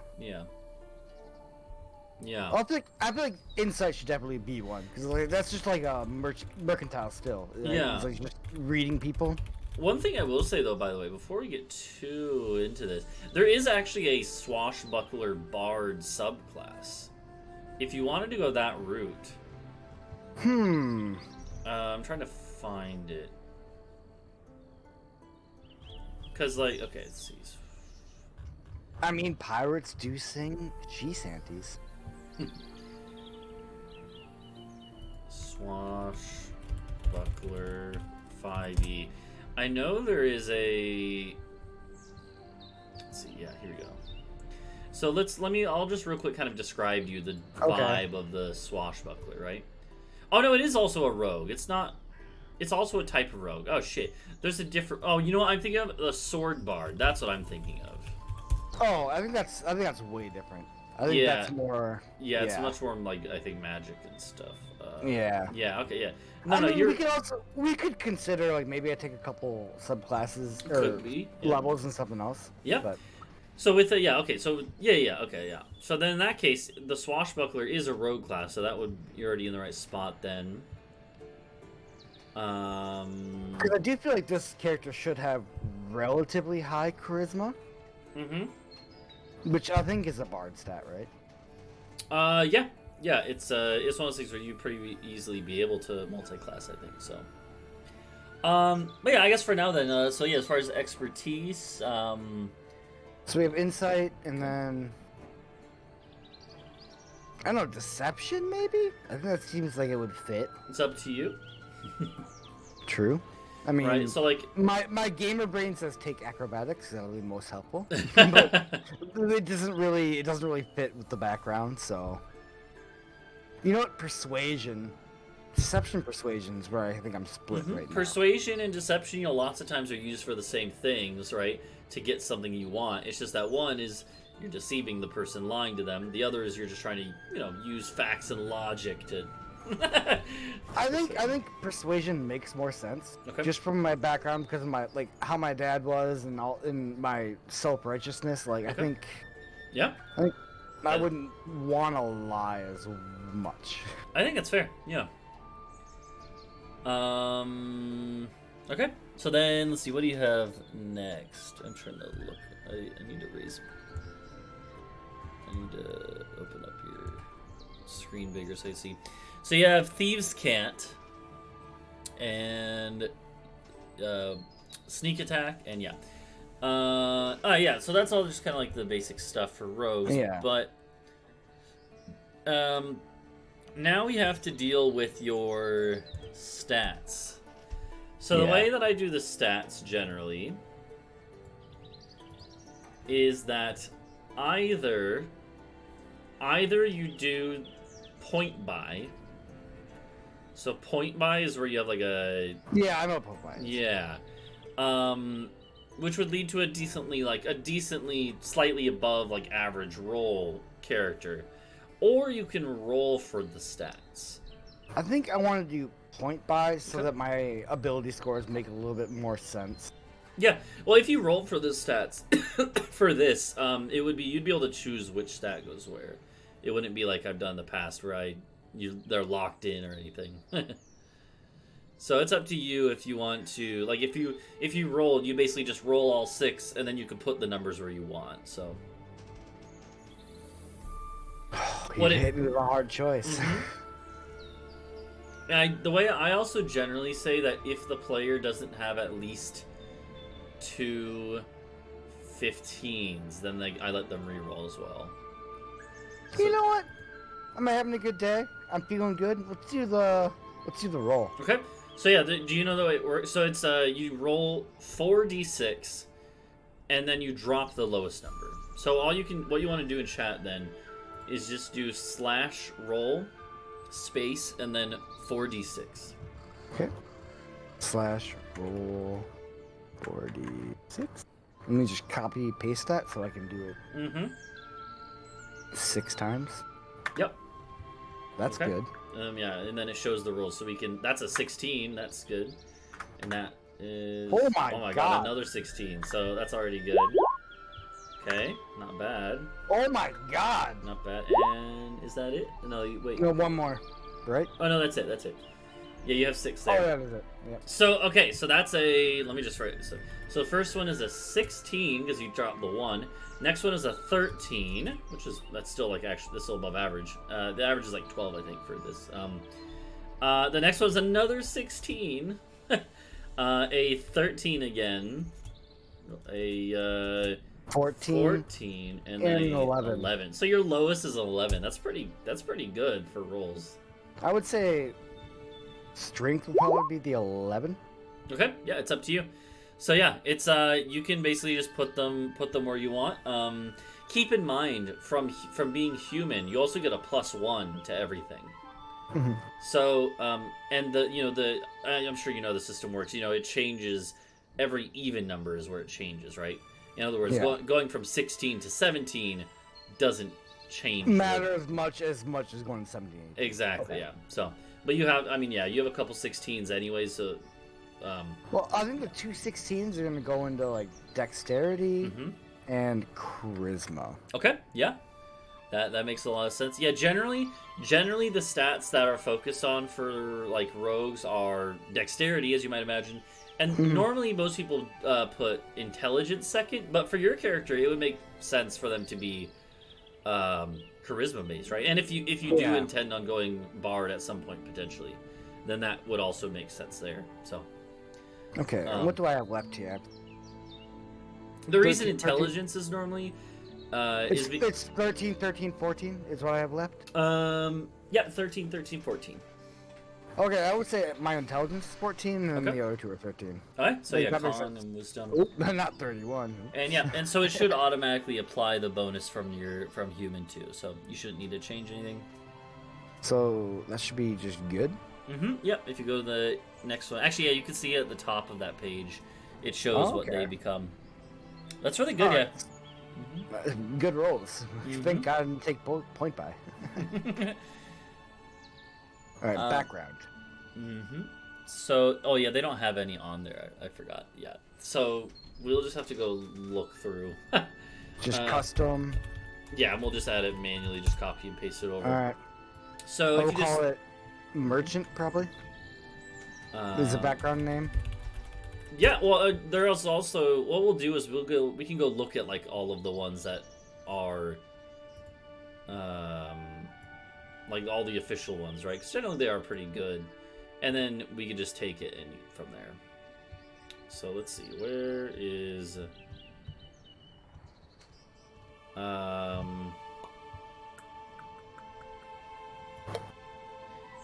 okay, so here's what you can use. I'm gonna send this to you in DMs. Okay. So that has just a list of all the official backgrounds, and if you want, you can just kind of like look at the names and then scroll through. On the right side, on like the right column, it has, or in the, let's see, the right two columns have some like tags, like for instance, like what skills it works for and stuff. But some of them have other stuff too. So I'm looking at Bar Traveler. I'm looking at Folk Hero. Animal handling doesn't really make a lot of sense for me though. More survival, actually. Okay. Yeah, folk hero I think is generally more like you're kind of like you're like a village, a hero of a village somewhere. Yeah. And then now you're striking out into the world. Maybe like there's a lot that are like specific to certain books and stuff that don't matter. We have Sailor. There is that. Revelry Pirate. Yep, there's also a normal pirate one. You know, kind of like Shipwright here. Like, well, I would spend a lot of time on ships. Okay. Yeah, let me look at that. Shipwright. Carpenter's tools, vehicles, water, which means that you could, you know, pilot a boat if you guys ever had a boat. And also, I mean, Shipwright would also give you proficiency in history and perception, which would both make sense. Your character was educated in history, right? And perception is just one of those things that they probably picked up after being a pirate. Yeah, I mean, as a merchant, you're always like eyes out. Yeah, let's go with Shipwright. Okay, yeah. How do I? Oh, that's probably not the button to hit. Yeah, you could just copy it over and then you'll just have to paste it in manually there. But how do I get to it? Oh, you don't. Oh, that's right. I forgot. I actually have access to it for D&D Beyond. Okay. I will just literally copy and paste it into DMs. Sounds good. I'm just gonna copy and paste this whole thing. Yeah. The Oh God, is that not gonna message.text? Is it? It literally converted it to a. Oh, it actually worked out all right. It's mainly just the first couple paragraphs there. Okay. Or yeah, you can ignore the description. It's just basically where it says skill proficiencies. So skill. Well, yeah, we'll have to mark those history, manually. And then also skill, and then perception. Yep. Exactly. Okay.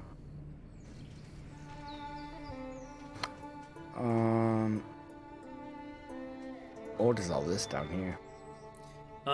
Custom background features. Oh, you do have a feature actually. Oh, here, I see it. Yeah, here's one thing. I'll patch it. Yeah, what we could do is, since your character isn't necessarily like super into carpentry, we could swap that out for something else. Like keep everything else the same, just swap that part out. Like instead of fixing the ship, something more like people based maybe. I don't know. Yeah, like merchanty or something. Why don't we say? What about something like you know, merchant's insight, where like we can say that you have advantage on insight checks for negotiations, which is pretty vague, but you could just ask if it applies. Okay. I don't know. Does that sound good to you? Yeah, I'm okay with that. Yeah, it would be basically something like if you're ever in a conversation with someone and you want to be like, hey, do I believe this person, or do I think they have any other motives, right? You would have advantage on a roll for that. We can always swap that out later if we want. Yeah, we can workshop that. Yeah, but that's good for now. And then normally the backgrounds have some inspirations for like personality traits, but I don't normally. Okay, just don't worry about that. Yeah, don't mess with that. You can put in stuff there if you want later, but based on what you already had in mind. Otherwise, don't worry about it. Okay, equipment. It should start you with. Yeah, if you do class equipment, that'll be the easiest, I think. So. Okay. What I will. Oh yeah. So go through that first, and then. I like rapiers. Yeah. It's a classic. I always give players the option, instead of a rapier, it could also be a saber, right? A rapier is kind of like the classic fencing rapier, where it's like stabbing, or it could be like a pirate's cutlass, right? Yeah. So either way it works the same damage wise. It's not no different. So rapier I think the works. rapier makes a little bit more sense because like it's a little coming from like a sort bit of a like a noble background. Yeah, that's like, true. Those are considered the more like nobleman weapons. So okay. Yeah, I became a pirate rather late in life rather than learning the trade. Yeah. Now like for my secondary. Short bow or sword?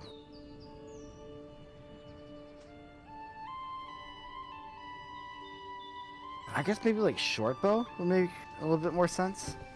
Yeah, sure. Yeah, and it's one of those things where eventually you could pick up something else too. Yeah. So. Oh, I don't know what these two things are. A burglar's pack, dungeoneer's pack, or explorer's pack. They just give like basically different types of kind of basic starting adventuring gear.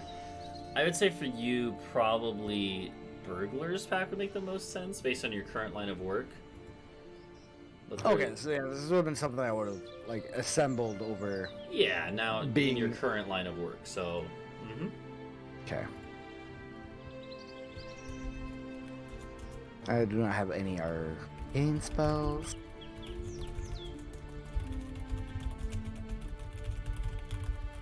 Okay, we pick feats as I level my character up, right?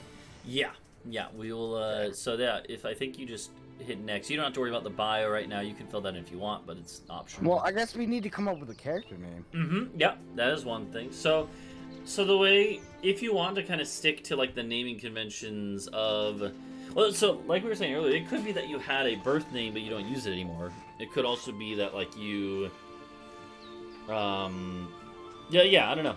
It's up to you. Let's come up with a terrible name that acronym TSM. Okay. Oh god, I don't know. Let's see. Let me think for a second, because like, I used to have an acronym to TSM for my real name. Not an acronym. What's it called when you swap the letters around? Oh, an anagram. Anagram. That's it. I think it's like. Oops, I'm clicked out of the wrong window. It's like Tabo. Oh man. Well, let's go. I like Tabo as his first name. What's a cool merchant last name?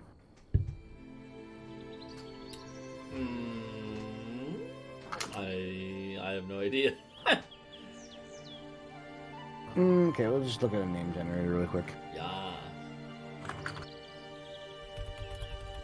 Sometimes it's good to look at this for inspiration. Claudius. I don't think you'd like that. I mean, honestly, it's fine. It's not terrible.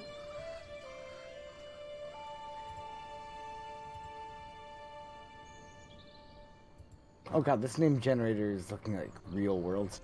How about like Egyptian name generator? Yeah, and generally for, if you wanted to as well, like the kind of the language that is spoken in Nocthenia, where your character's from, is more like ancient Egyptian, which is different than like current day Egyptian.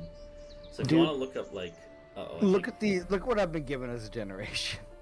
Yeah, stream delay. Give it a second. Give it a second. Yeah.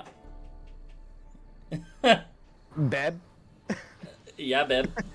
Nunu. Yeah.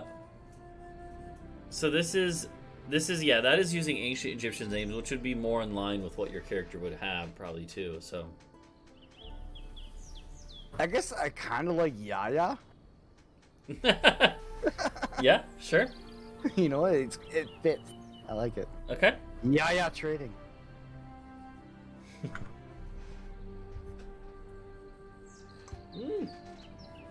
And then I guess the rest of these kind of like don't matter. Okay.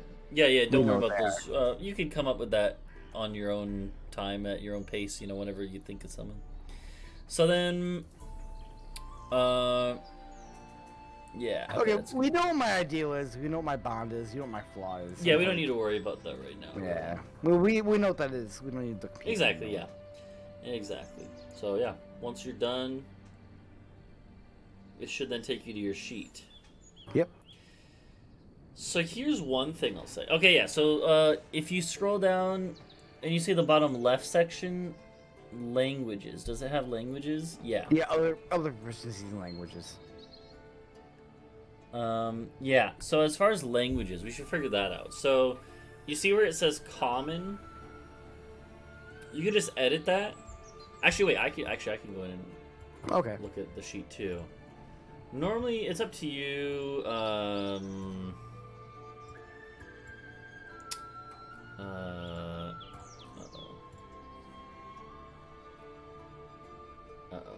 Hold on. That's a different game, Dreg. And I've seen that game. And it's really fricked up. So here's what I'm thinking. Oh god, my browser's so laggy. So what I normally do is just in that space, we can just put like all your names with commas in between, like, all your languages with commas Okay, in between. yeah. So you see, I was like, as long as we know what's going on. Like, it yep. don't matter. So Nocthenian would be your character's native language, and then they would also know at least one or two more. So they would know like the local language, which I don't even know what it's called. I have to figure that out. I would just say call it local language. Yeah, local tongue, and I would say it's possible that you would also know. I feel like I would know everything in the Mediterranean Rim. Yeah, there's maybe not everything. There's a lot there. Well, like I said, I don't know what proficiency means. Like, I don't know every single freaking word. Like, Yeah. Can you take me back to the world map really quick? Here's what I'd say. There is the kind of like lingua franca, right? The trade language is called Velican, so you could know that language. Okay. It's like the Latin equivalent, makes sense. basically. Or it says Right. Latin, more like Italian now, but you know, it's I'm like happy with that. yeah.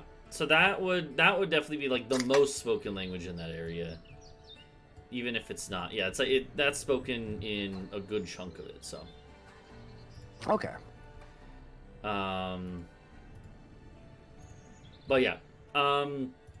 That's the closest thing there is to common, but Yeah. Obviously, they would want to have a common language for trade. It just makes sense. Yep. But yeah, so then okay, so then here's one thing. Since you're joining at a somewhat like a middle, more middle level, Yeah. I'm gonna give you one magic item to start Okay. with. It won't be like an insanely powerful one, but what would you want that to be just generally? Would you rather have like a slightly more powerful weapon, a slightly more powerful set of armor, right? Something that's just one notch up from like the starting equipment. I'm trying to think about what would make sense with my character. Here, let me go pee, and I'll. Okay. I'm so good at pee thinking. Okay, I got you.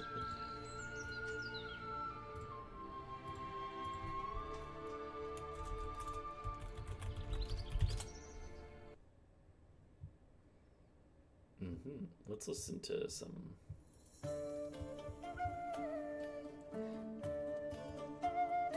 There you go. Let's listen to some music.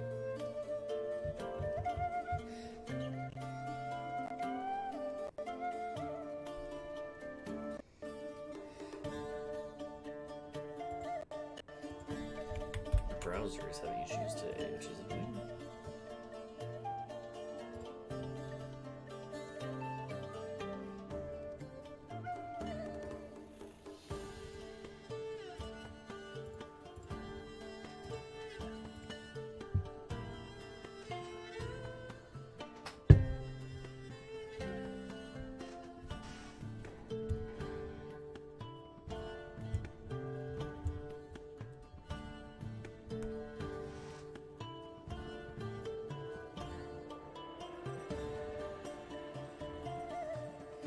Okay, so here's my pee thinking idea. Mm-hmm. My magical item might have been something my father gave me Okay. as like a birthday present or something, or like as a present when I started commanding my first ship. Yeah, that makes sense. In that case, it could be like your rapier. It could be like a very nicely crafted, enchanted rapier. That could explain why you had that this whole time and stuff. That makes sense. I like that. Yeah. In that case, let's see. It could just be like a +1, but let me see if there's anything else that could be. Because obviously, yeah, like, okay, my son's gonna be on his own ship. And we are merchants, so if we get attacked, he needs something to defend himself. Mm-hmm.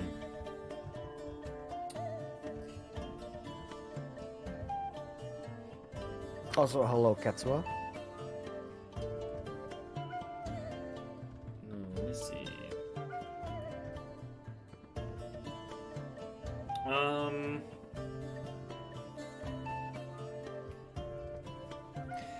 Yeah, I want to do something a little more special than just a +1.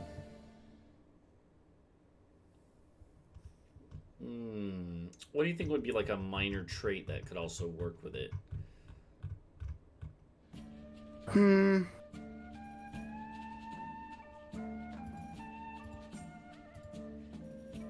Oh, my father bequeathed family's weapon? It's ancestral? Ancestral Would be a cool MC. ancestral trait. That could work. Yeah, it's so yeah. As far as gameplay, how it actually works. What would you want the benefit Yeah. to be? That's what I'm thinking. Is like,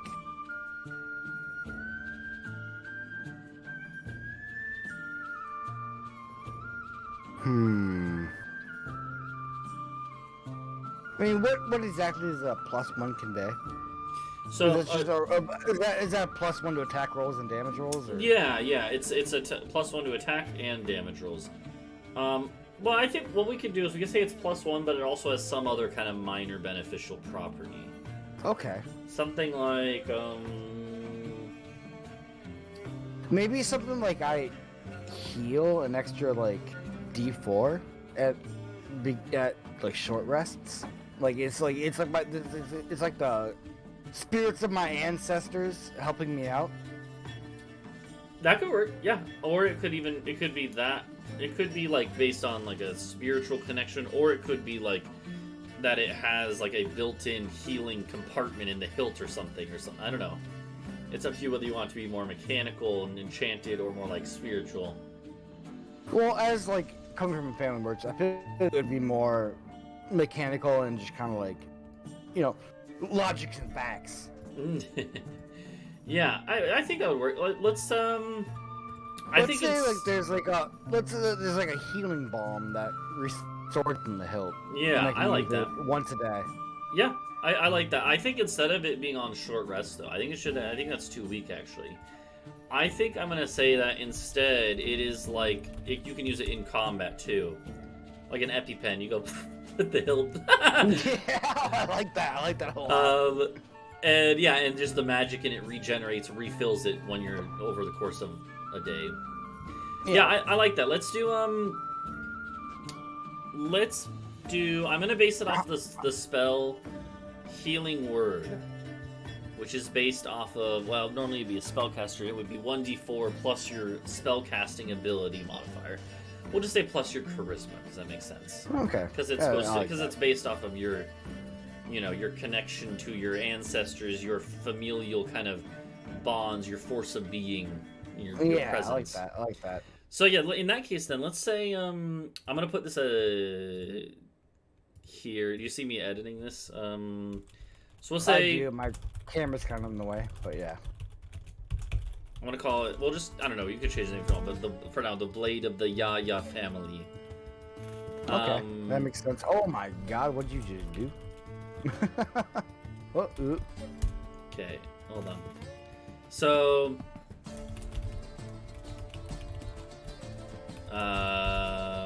this +1 rapier has been passed down through the generations of the Ya family.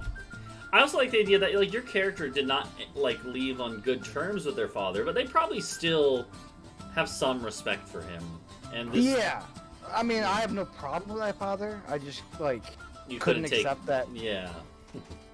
But I feel like if I were ever to encounter my father again, I would probably be welcomed with open arms. You know what I mean? Yeah. It's like, And it's one of those things. It's where this rapier probably serves to kind of remind your character of family and stuff too. So. yeah.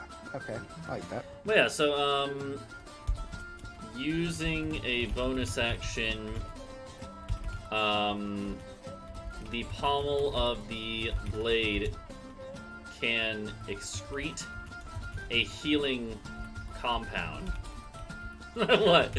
It can excrete. It can squirt it out. I'm 8 years old. You can. It's funny to me. You I'm can sorry. squirt it out onto the faces of your friends. So you can excrete a healing compound that takes quick effect to. This can be applied to anyone within 5 feet. 5 feet of the user. The healing balm restores 1d4 HP plus charisma modifier. So for you, that would be 1d4 plus 3. 3. So, yeah, so a minimum of 4 up to 7. So, I have the idea that this weapon just like gains traits as I level up, rather than it could. you know. And you could also. I would like to. Yeah. I would like to. It would make more sense if it just never got replaced. Yeah, know what you I could mean? also. I mean, you could also like get it enchanted with more stuff too, right? So. Okay. Yeah, that's a thing that I always allow for. Is like if you have a weapon that your character likes, they can spend money. It might cost a little more money, but you can get custom things enchanted on it, right? Morrowind style. Hell yeah. Yeah. So, this trait cannot cannot be used again until after taking a long rest. Okay. Just that's assuming just like the next day. Yeah, more or less. exactly. Yeah. So, so yeah, that's the blade of the Yaya family. So you see all that info, right? Yeah. Yep. You can edit it around if you want, but that's the gist of it. I think it seems fine. Okay. Yeah, and then we'll Level up. Hold on, before you do that. Oh, actually, it shouldn't matter. Let me just make sure that it.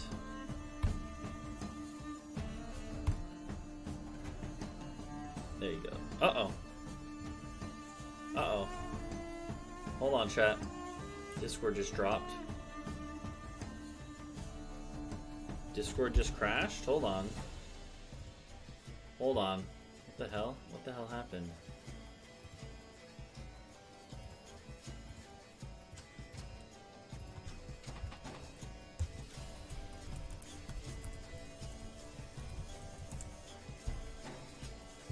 Weird. Stream's still live, right? Yeah. Oh. Hello. Yeah, my Discord crashed. I don't know what happened. It just dropped.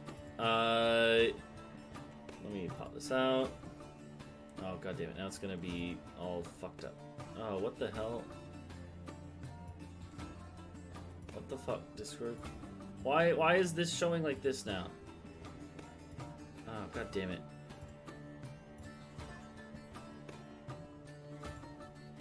Why is it... What the fuck is... Why is it showing... Okay, here, hold on 1 sec.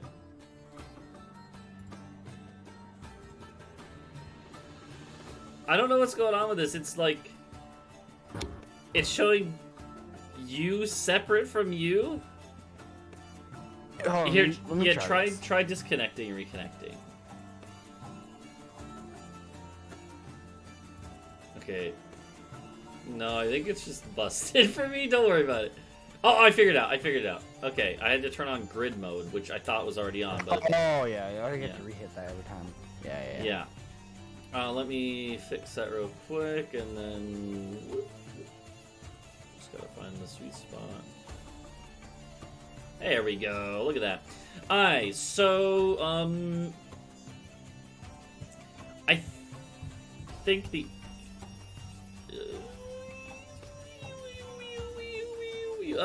hold on. Okay, so this should work. I'm gonna roll this for you. Oh, here, let me do a couple things on your sheet real quick. Okay. Don't freak out. I know you see all this shit now. Oh, yeah. There we go. Okay, so now at the top I added those bars. Those are those toggle options, right? Okay. So now you can Yeah, I change see. from advantage and stuff. So let's see. Let's roll your rapier. I call it the family rapier. Which, that is correct for right now. It'll change soon, but yeah. And then if you do that, you can see if you hover over the 8 there, it'll tell you exactly how it got that, right? It rolled a 1d8, which turned out to be a 4, plus 3 from your dex, plus 1 from being magic. It seems like a pretty good roll. Yeah, so that's yeah, that's that. So that's working. And your short bow and dagger are also on there too. So, and you also, do you see the sneak attack button? Like Or this? the checkbox? Yeah. It's oh, okay, yeah, no. So there's also, if you see below, you see like the very middle section, attacks and spellcasting. There's a checkbox for sneak attack. Oh, I see it. Yep. Yeah, if you check that and then roll one of your weapon attacks, just like click on short bow or dagger or something. And oh, you got a crit, nice. And then if you click where it says short bow in the chat log, then it'll roll the damage automatically. Oh, I see. Yeah, exactly. So that's how it works. And it also rolled the sneak attack and also doubled it because that's what it does when you crit. So yeah, so it's working perfectly. Cool. Yep.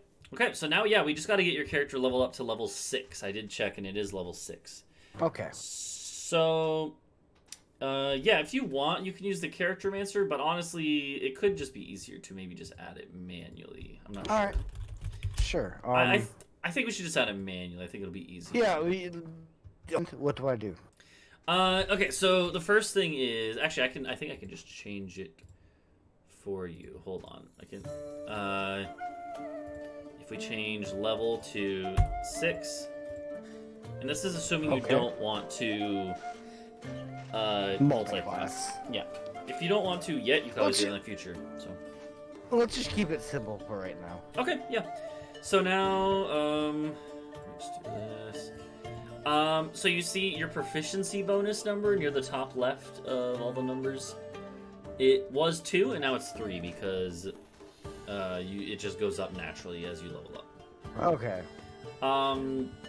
Your sneak attack is now. Oh, okay, no, that's not changed. We'll have to manually change that. So your sneak attack goes up to 3d6. So if you just change that to 3d6, that's all you got to do there. Easy money. Then Do I need to change critical damage? no, you don't. All you got to do is change the 3d6. Okay.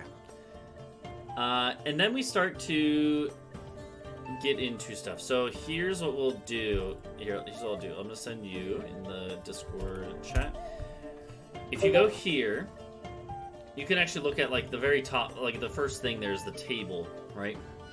Mm-hmm. And so yeah. So again, proficiency bonus is already changed. That's good. Sneak attack already changed. Now we just got to add those features. So if you want, you can just go. Oh gosh. Yeah, I can actually help copy them over here. So like for instance, if you go back to your sheet for a sec, you can see I put Rogue 2, Cunning, Action, right? And then I go down and I will just copy over the text from that there. And so now, do you see that? Yep. Yep. So that's as we go through, I can kind of explain something. So cunning action is one of the best things that rogues get. As you can see, what it says, basically, in combat, normally you get like an action and your movement, right? And some spellcasters get bonus action spells and stuff. Generally, bonus actions It's are like it's just a martial bonus action, essentially. Yeah, yours is pretty useful. Basically, you can, every turn, as long as you're not using your bonus action for something else, you can use it to dash to get double movement, essentially. Yeah, disengage so I don't get disengagement attacked. And Yeah, then, exactly. Or And I can then- just try to hide. Exactly. Hide would be useful if you're in like an area that has lots of cover, right? And maybe it's a little dark out. You know, you want to be able to hide in plain sight necessarily, but Yeah, but if I were like firing my bow. then I exactly, could if you're just, doing like- supporting fire, you could hide, and then next turn, assuming you haven't been spotted by then, you could get like a bonus like on your shot because they didn't see it coming, right? So I could attack with my bow, hide, and then if it was successful, get like a yeah. sneak attack on my next turn. bow. Exactly. Yeah. Exactly. Or I could maybe like dash and sneak attack. Yeah. Assuming. It would depend on the situation, but that's the idea, right? So yeah, cunning action, super good. So then level 3 for rogues is where you get your roguish archetype. You also get steady aim, but it's optional. What is that? As a bonus action, you give yourself advantage on the next. No, I think I'm not going to use that necessarily. This is where I pick my subclass, correct? Yeah, so this is your subclass, and we were looking at the swashbuckler. Yeah, that seems to make the most sense. Yeah, so here's that then. If you want to then... If you want to then make like... I can actually add this. You get 2 things here. Okay. You get fancy footwork is one feature. Is that like default? And I have to pick one of the other 4. What do you mean? The... Oh no! I see. No, it's just that you get I these it, things yeah, now yeah. as you level up. As I level up. Yeah. Yep. So if you want to copy the squashbuckler is what I typed. Yeah, there you go. He got a bunch of squashes on his belt. So then if you want to copy the text there, I'll do the other one. Rakish audacity. Class, and that's rogue. Swashbuckler. Oh, I think it's because we're both editing it. It doesn't like it. Yeah. Okay, I think I see it now. Yeah, there you go. I see source type. There's no place for me to put the. Oh, if you just click below there in the empty space. Oh shit. Yeah. Okay. Yeah, no, you're good. I get it. I'll do the Rockish Authority. Yep. I put Rogue Swashbuckler as the source, so that you know where it comes from too.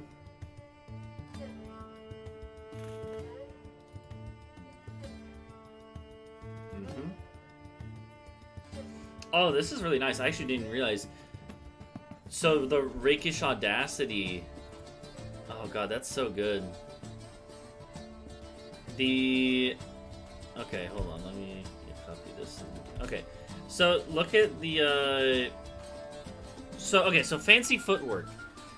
During your turn, if you make a melee attack against a creature, that creature can't make opportunity attacks against you for the rest of your turn. Right. That's so what I was trying to think of earlier. Yeah, so if that wouldn't work if there's multiple creatures around you, but if you're in like a one-on-one, you could get in, stab with your rapier, and the idea is that then you nimbly... I just dip and they can't attack me back. Exactly, yeah. So that could be useful to be very mobile, right? You wouldn't need to disengage. You could then just you could use your bonus action to dash at that point, and they still wouldn't be able to do anything. Okay. And the cool thing about that is you don't even have to land your hit as long as you make the attack at all against them. So Okay.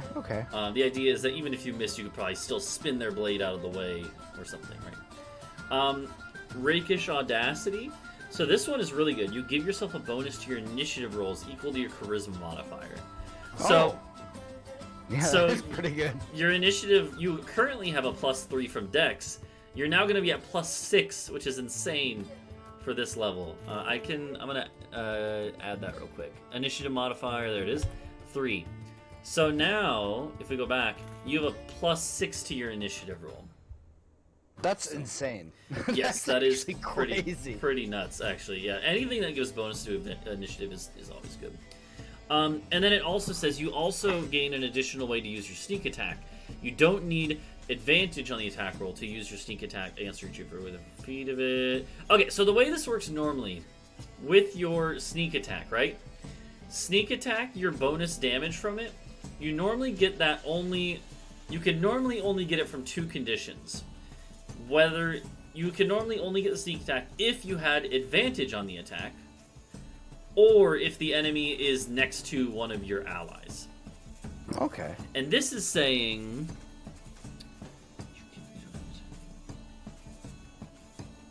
Hold on. You don't need advantage on that. So this is saying if you are next to a creature and no one else is next to you and you're rolling normally, then you still get sneak attack. Oh, so I just whirl and dervish around them. Yeah, exactly. The idea is that as long as you're not surrounded by enemies, if you're in a one-on-one with another creature, then you can still get your sneak attack. Whereas normally that wouldn't be enough. Seems sick. Mm-hmm. So, yeah. So I can. Here's what we can do: is when can sneak attack apply? I'm gonna add this here. Yeah, just for. Yeah.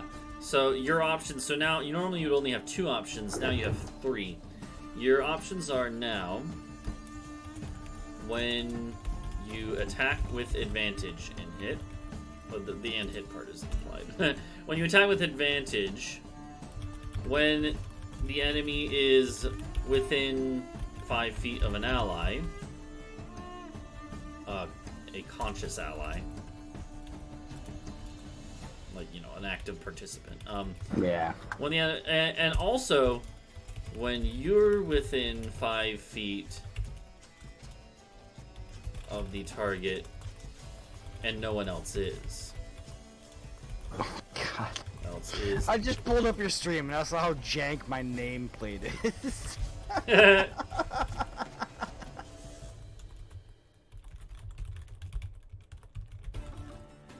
So, there you go. So those that's just until you get used to sneak attack, just so you have that as a quick guide, right? So like basically that checkbox for sneak attack damage, right? Mm-hmm. You can just check and uncheck that before you roll damage on attack, okay, I gotcha, right? I gotcha. Basically, yeah, because not every attack is going to have sneak attack, but you're obviously, the goal of a rogue is to use that as much as possible, because that's how you deal lots of damage. So yeah, so that's for 3rd level. You get a lot at 3rd level. Then we go to 4th level. For 4th level, you get an ability score improvement. Oh god, so this is really good for you. So yeah, do you know this how... is where. Yeah, this is where I decide where one of these goes up. So not only that, so there's 2 options. You can actually, there's 3 options you have. Option 1 is that you increase one of your ability scores by 2.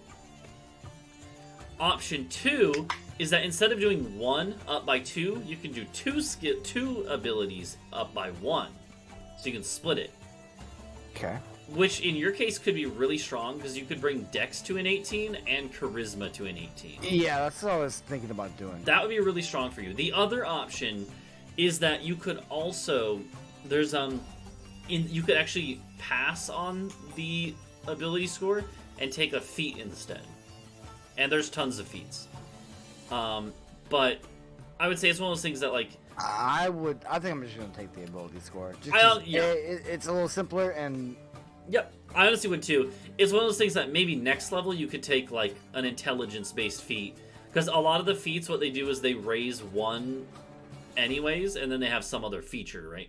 Yeah. So maybe your next level, or next, ability point modifier level, you could do that instead with intelligence. Raise intelligence by 1 to get another bonus, and maybe get something else. But for now, I think definitely Dex and Charisma both going up to 18. Is huge. So yeah, you can just edit those out on your sheet too. So that's pretty simple. Where? Oh, just where it says 17 for Dex and Charisma. You can just click and edit it on the left. Oh, there we go. Yeah, they're below the modifier numbers. Yeah. Oh, okay, that's like a lot. 18. Yeah, there you go. And that automatically, the nice thing is that automatically applied to all of the relevant skills, right? Okay, cool. Like, because, yeah, you have, like, for instance, in your skills, Persuasion is a charisma-based skill, right? Mm-hmm. And so it automatically bumped it up by 1 when Charisma went up by 1. So, yeah, do you know how, do you know how the skills work, by the way? as far as A like how little? it calculates the bonuses. A tiny bit? Can you just give me an overview and I can tell you Yeah, if I it's get it or not? yeah, it's definitely it's really simple. So the way it works is that like you see how each of the skills, right, in that big column has the Yeah. they have As like a number. yeah, and they have a base Do stat I that just, they're based off of. I just roll a d20 and then add that number? Is that how that works? You can just click on it and it does it for you actually, yeah. So if you click on like history, for instance, or persuasion, yeah. Oh, It automatically added the 10. And the reason why is that the way it works, just so you know though, is that since persuasion is a charisma based skill, you always get the +4 since you have +4 charisma. Okay, I get it. Yeah, Then I see it. you're proficient, which gives another +3 from your proficiency bonus. So then where's the other 3 coming from? Well, it's because that's one of the ones that you chose expertise in. All So you have double your proficiency, so +6. So, yep. And that's why, so for instance, like, if we look at, like, intimidation, that's another charisma-based one, right? I rolled 4. I have... Yeah, you only get +4 from your base charisma, because you're not proficient in it. And then there's ones like Deception, another charisma-based one. You get +7 because you're proficient, so that's +3, and the +4 base. Oh. Natty Well. 1, yeah. But yeah, so that's how the skills work, just so you know. That's how it's calculating those. As we go through it, I'll Mhm. get a better handle on it. Yep. That's the same reason that your rapier, by the way, is +8 to attack. Because it's +4 from your dex modifier, then +3 from your proficiency, and then the +1 from being magic, right? So that's the extra 1. But yeah, alright, so that's level 4. We have 2 more level ups. For 5th level, you gain Uncanny Dodge, which is simple. It's actually very simple. I'll put this one in your features down there. Uncanny Dodge, I'll copy it over. Literally just, if you get hit, you can have the damage. Oh. But you That can seems only... broken. Well, so the reason it's balanced is because you only have 1 reaction for the entire round. Okay. So, like, you could get attacked, like... So, yeah, you have action, bonus action, and then reaction is another resource, right? And you only get... You get your reaction back at the start of your turn each round, and then you have it only 1 to use until the next turn that you have. Okay, so I can save it, and then I can just, like, go in someone's face, be like, blah! Exactly, and then yeah. save my reaction, and then when they go, hey, frick you, and they try to attack me back, I'm like, ah, whoop. Yep, and you'll take less damage, yeah. Of course, yeah, the where it gets tricky is if there's multiple enemies that you're worried about, right? You don't know, you might be unsure. You kind of have to think about, should I save the reaction for a more deadly attack, or... Yeah. And that only works for attacks, it doesn't work for, like, spells Actually, necessarily. Well, I actually remember the uncanny dodge trait, because I played D&D in real life one time. Yeah. And I had this speed. Yeah. And I got one shot by a dragon, and then afterwards I was reading through my character sheet, I'm like, wait, I could have just done that. And then like my dickhead DM was like, you can't do that now. Yeah. It's too late. I'm like, well, I'm sorry, it's my literal first time. Christ. So, 6th level is actually another really simple one. 6th level, you just get to choose another skill to have expertise in. Okay. So, out of the ones you already have, out of your skills that you're proficient in, you get to choose another one to add another +3 to. It can't be insight and persuasion because you already have expertise in those. But so your options would be acrobatics, deception, history, or perception. I would say just acrobatics. Like Okay. that just seems good. Okay, yep. And then I need to go in and add that. I don't remember exactly where to do that. Oh, here we go. So if you ever need to edit this, it's in the bottom middle column here. You see how like... Oh, yeah. Yeah, so for acrobatics, we change that to expertise. Now we go back. Look at that, it's +10 instead of +7. And that's it. You're good to go. HP? Oh, yeah, and HP. Yep. That's the last thing. The easy way to do this is, so the way that it works is for each level up you do, you get to choose whether you want to just take the average, or if you want to take, or if you want to roll for it. I mean, rolling's been winning. So Okay. So the way that works then, if you want, okay, then the next question is, since you're doing 5 level ups, do you want to do them all at once, or do you want to do them one at a time? I think one at a time. Okay. So what you'll type in chat then, for each level up, being a rogue, you get a D8 of new HP plus your Constitution modifier of 2. So you just do, if you want to type /roll. 1d8 plus 2. Yep, and whatever you roll is however much you get added for each level. Okay. Okay. Oh, look at that. Doubled your HP with the first one, so I'll raise them for you so you don't have to. So that's level 2. So now we'll do for level 3. I didn't roll one. Here's a tip: if you put your cursor in chat and then hit the up arrow, it'll bring up whatever you rolled last. Fun. Oh, I see what you mean. Right? Nah. If I just go up. Oh, okay. Not bad, not bad. So that you're at 28. That was for 3rd level. Now for 4th level. Look at that. Not bad. That's above average. So that was for 4th. Now for 5th. All right. You can't win them all. And for your last one for 6th. Can I get another 10, please? Still not bad. You're at 49 HP. That's not bad at all. So that is awesome. You're now at 49 HP.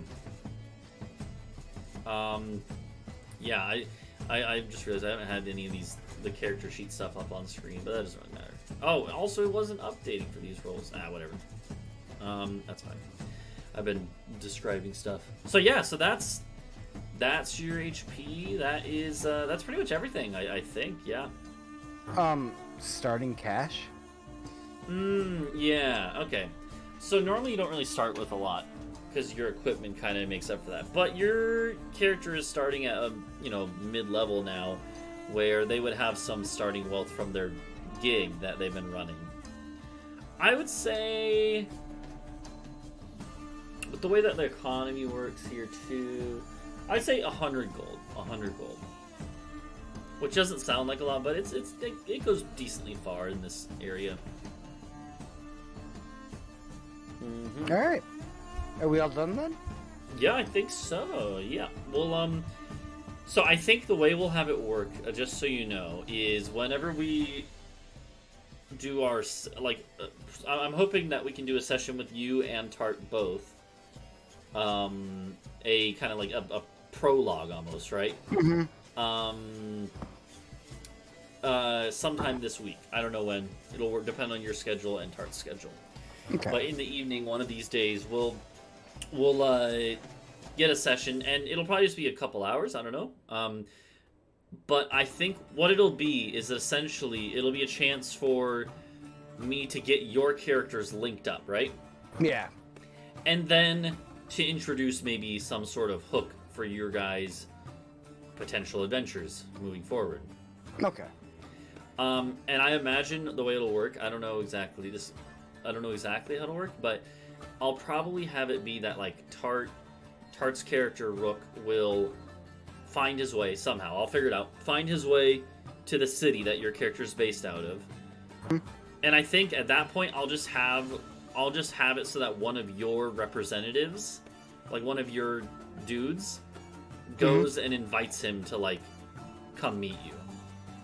Because that would make sense, right? Yeah. Like I was more or less I was expecting him, and I mean that's a good hook for any other characters that are joining.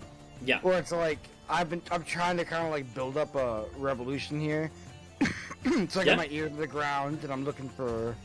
Yeah, and from there, it's one of those things where maybe before that session even, I might even send you a couple of like leads that your character has accumulated, right?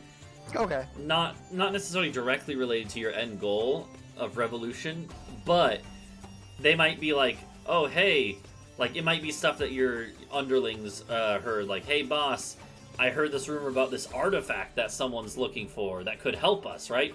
Because your character is not dumb. They would know to be able to pull off what they want to do, they need power, right? Yeah, They need exactly. manpower. They need personal. They need to be strong themselves, right? So, Cool. So yeah, and that would make sense. When we get to that session, you could even, in character, say to Rook, like, hey, I don't know what your goals are, but if you join me, we can find stuff together, right? So, Yeah. yeah, I'll leave that up to you, how you approach that. But I'll definitely message you in DMs with some stuff. Yeah, that we won't cover here, but All right. Siege time, right? yeah, I think that's good. I'm gonna, I think I'm gonna end this stream so it's a separate VOD, so it's easier for me to. Oh, Download. just slash marker. Oh, yeah, I don't know how to do that. Or like, how does it work? Does it actually show up in the VOD or in the timeline if you edit? Yeah, I'll do it. I think it does.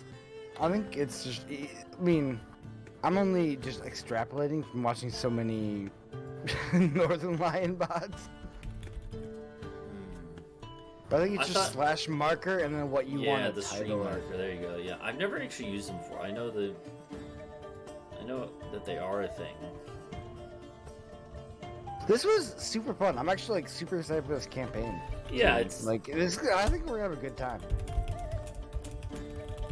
I've really never had a chance to play like D&D with like not neckbeards.